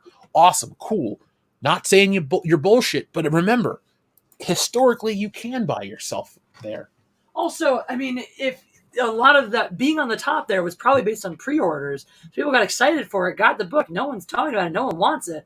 So if we're able to drum up enough hype with your advertising to even organically bump it, get it on the list, well, once the book comes out, it gets in people's hands, people get a chance to actually read it and see it, that demand goes away instantly. That's true. I didn't think about that. That's true. Well, not even that. There was if it's just, I think it's the same article or whatever you're talking about, Jeff, where they talk about where there's actually these firms where they'll go out and they'll buy X amount of copies of the book to boost the sales, and then they just turn around and get away with it because they use those books for other means like signing events and whatnot. So like, it's all like this big kind of scam to get a book to the top of the charts and getting it on the New York. It just doesn't mean anything anymore. Never really did, I don't think. And I think you meant the William Peter Blatty thing, with the whole with the Exorcist deal, So man, Fatal J, there's just research everywhere, dude. Like, well, that you made me want to put my tinfoil hat on because I always got that feeling about Rise of Skywalker with the numbers being played with. Yeah. To me, I'm just thinking in my head it may hit a few 100 million and not that actual billion. Now that's just me. What are your thoughts? What you think? You think it actually hit $1 billion? I think that movie, it really crawled to $1 billion, and I don't know if, but like this, if I found out that there was a little sweetening at the end to make it cross that $1 billion mark for posterity's sake, I wouldn't be surprised at all. I would believe that. I kind of do, actually. I know this sounds crazy, but I believe like it's a weak crawl to that $1 billion. Yeah. Not a strong one like Endgame, Dude, Endgame, they were so determined to make it the biggest movie ever, and the audience was on board, willingly going back to see the movie again with unfinished CGI and bullshit. Like, I thought that was a really cheap cash grab, but it worked. It got them to be the biggest film of all time. Yeah. Star Wars didn't have any of those gimmicks. People just didn't care. Even your Scott Mendelsons and your writers, your John Campies of the world were kind of just like, this one's not good. It's bad, blah, blah, blah. It's like they finally... I know, when you got Scott Mendelson and Campia saying it's bad. Yeah. It's bad. You're chilling, bro. So I know what's up. It's, what is it? What they say? Hollywood accounting. Money goes in weird places, disappears, shows up. And I got that same vibe too with Captain Marvel. I don't know why. I just got that same vibe. And I could be wrong. I love wearing tinfoil hats. But I feel like Captain Marvel might have been played with too. Captain Marvel had a lot of the same thing happen to it that happened to Black Panther as well, though. Like Yeah. there was a lot of women's organizations buying tickets for kids to go see it and stuff like that. Because I remember that with Black Yeah. Panther too. I remember Well, that. Captain Marvel, didn't they also have one with one of those stores like Abercrombie or something Yep. where it was you with every purchase you got a promo ticket and those all Yeah. counted as ticket sales At whether or not over they used. $50. It was, I think, it was American Eagle, where their store prices yeah. are pretty expensive, so Like, you're going to literally spend $50. If you buy a fucking T-shirt, you're walking away with the Captain Marvel ticket. Yeah. And everybody wanted to act like that was some conspiratorial shit, but it's public knowledge. It's like, this is how this works. Yeah, that's not a conspiracy. That's actually out there. That was kind of how Spider-Man 3 became the biggest selling Blu-ray of all time for the longest time, because it came with the PS3. So those count as a unit. And yeah, it's just prepaid for is all. Yep. And So, when you pay for the PS3, it counts in the price. Yeah, anyway, sorry, Jeff. Oh, no, don't apologize. I just remember when I didn't buy a PS3 new ever. I actually bought both of mine from people that needed money. And I Yeah, me remember the too. Talladega Nights pack. Yeah, that and- was one that did later. Yep. Jeff, I made the dumbest trade in my life one time. I had a Sega Dreamcast, right? And I had a Sega Dreamcast, and I only had one game to it, and it was a weird Spawn game. It was like a Spawn fighter game. Okay, I know that game.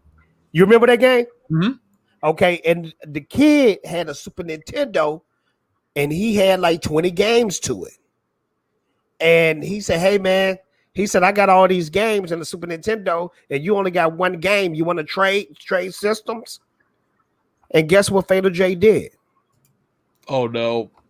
I traded like a dummy.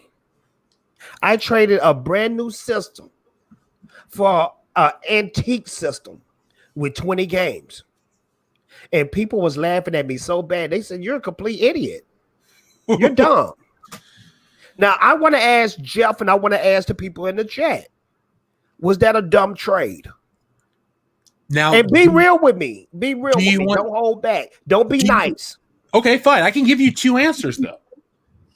You will have the last laugh, because if you still held on to that Super Nintendo and those 20 games, you have a better chance of those games all being, classic Nintendo games. They could have been Mario, they could have been Zelda, they could have been these great games that are worth a bunch of money. The Dreamcast shit the bed. It died relatively quickly. So did. yeah, in the hindsight, you did trade in the coolest new console for what is arguably Nintendo's best console. But nowadays, more people want what you have versus a Dreamcast. And I still had a Super Nintendo to this day. Well, then I say you won. You played the Because long every game. time I want to remind myself of stupid stuff, I look at that Super Nintendo. So you saying I got the last laugh at the end?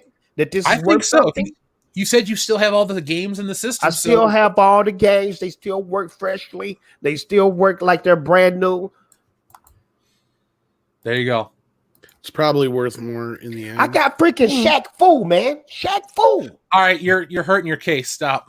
Yeah, you were good for that. And then you had to mention Shaq. Isn't that a collector's item though? Weren't they smashing them?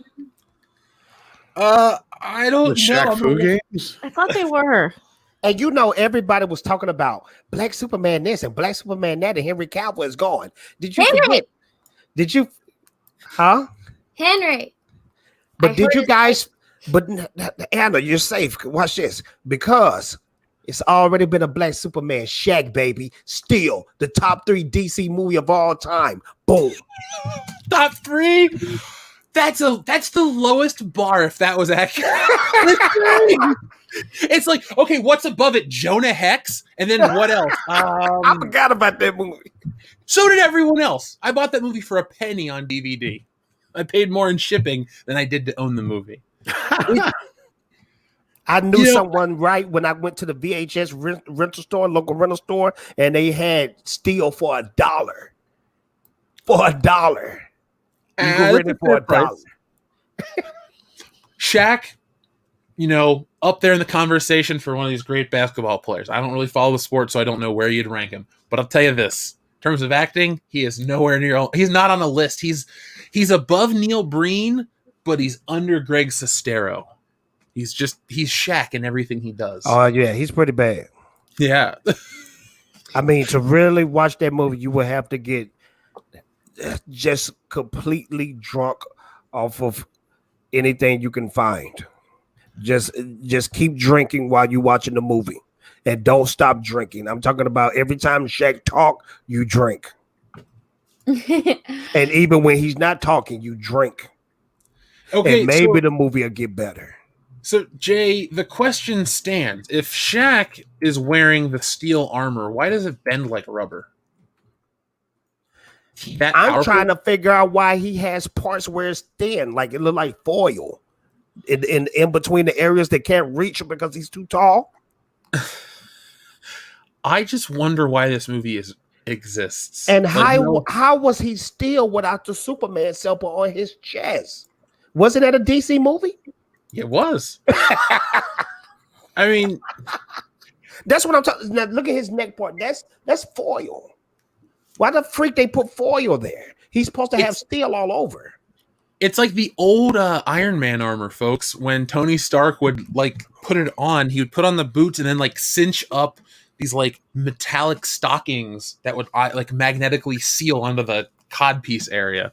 So I guess it's like that. It's that weird chainmail metallic impervious to bullet shit where, yeah, you'll get shot in the neck with a bullet, but this thin piece of material will protect you. Sure, it won't mess up your arteries or anything. Let's not think about the logic behind it. Yeah, this movie's terrible. I'm done looking at it. I can't. It's pretty bad. Anna, you had something better to look at, correct? Yeah. You guys ready? Okay, again, Jeff, get rid of the banner. Yes. Okay. Now, the beginning, it's like me going like, oh, yay, welcome to the channel, blah, blah, blah.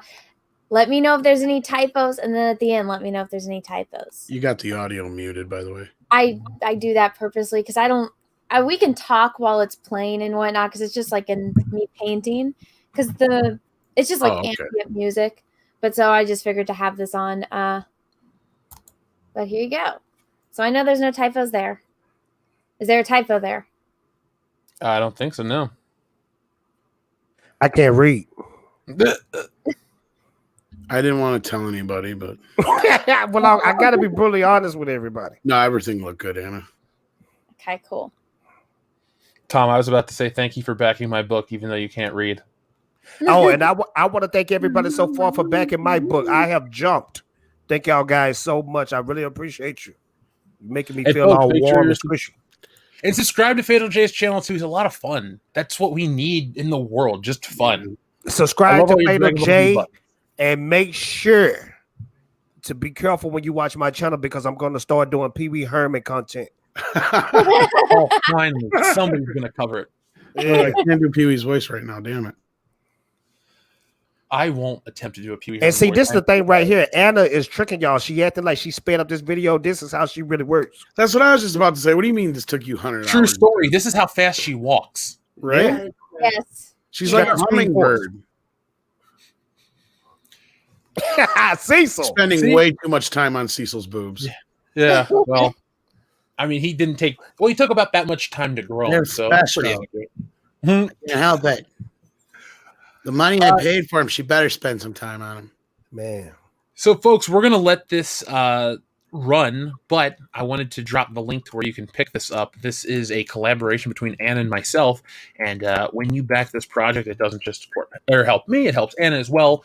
She's a partner in all this stuff, so support Anna's art, support my art, check it out. It's the Fandom Menace edition of this book, and it's been a huge success. So when we reach one of our goals, we'll have another one of these with the Fandom Menace as it has grown since the early iteration.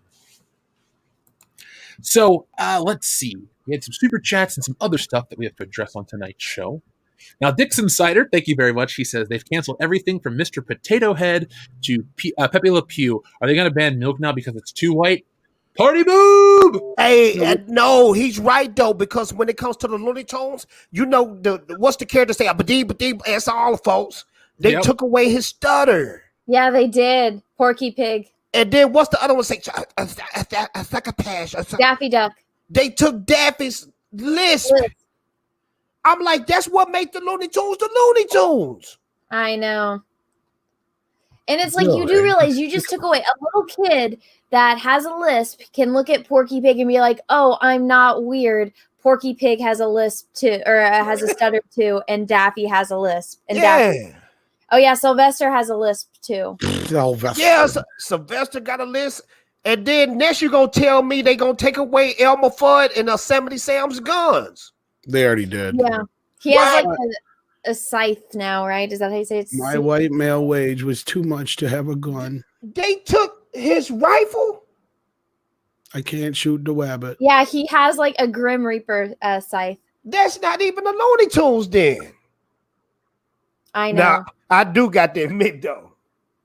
Pepe Le Pew, he like, give me a share. Now he was borderline touchy, I don't know. too So much. he gets, I never had a problem with her, or him, because me and my sisters, we watch it. And we actually pretended like we would chase each other around pretending to be him.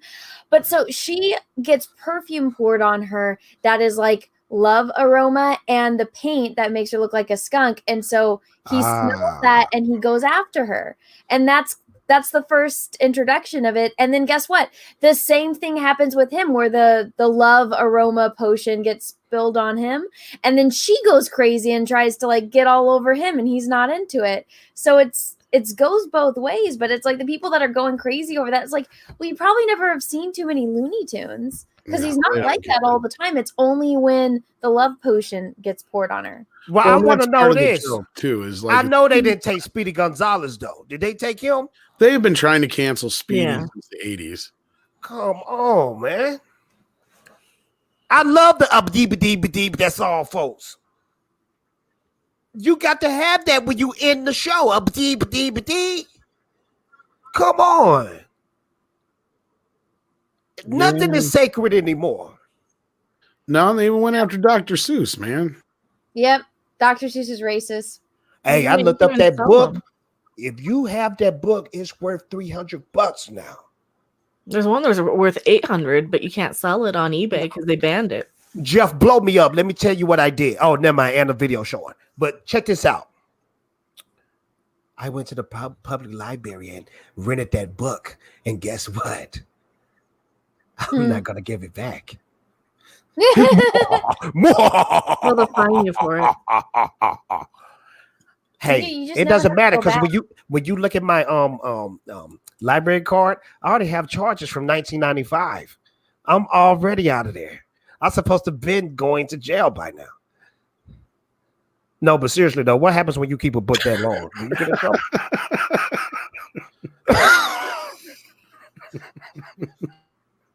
I've never returned a library book. He laughing at me. You going to prison, yeah? Because I said I'd never returned a book before from the library. Can you get in trouble for that though? Like y'all getting too quiet on me. No, but you making me self-conscious because if anything, just never go back to that library. You'll be fine. I know I go to another one, but I'm kind of scared now because I got quiet. Like he's going to jail. No, Fatal J, you'll be fine. Just next time, have your wife check out the book. No, I send other people to get the stuff that I want, but okay, there you go. Okay, because all right. And what happened if you don't return movies? Like I haven't returned some movies. Like I used to go to Blockbuster, and if it was a movie I really wanted, it doesn't matter anymore. Blockbuster's gone. You don't have. Yeah, they're out of business. You can keep all your movies. You don't have to take those back. All right, there. You're going to prison, Jay. This painting is off the hook. Oh, thank you. I mean, I've always had true respect for painters because I can't even do stick figures right with a paintbrush. Well, I can't really draw stick figures. I just make them too detailed. So you right-handed or left-handed? Right. Oh, okay.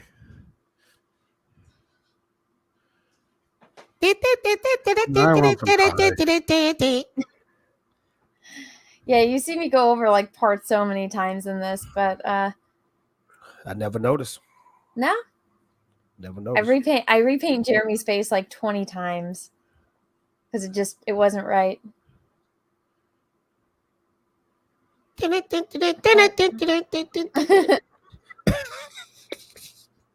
do you guys think so far? Awesome. It's beautiful. Mm-hmm. Beautiful stuff. Is it too fast?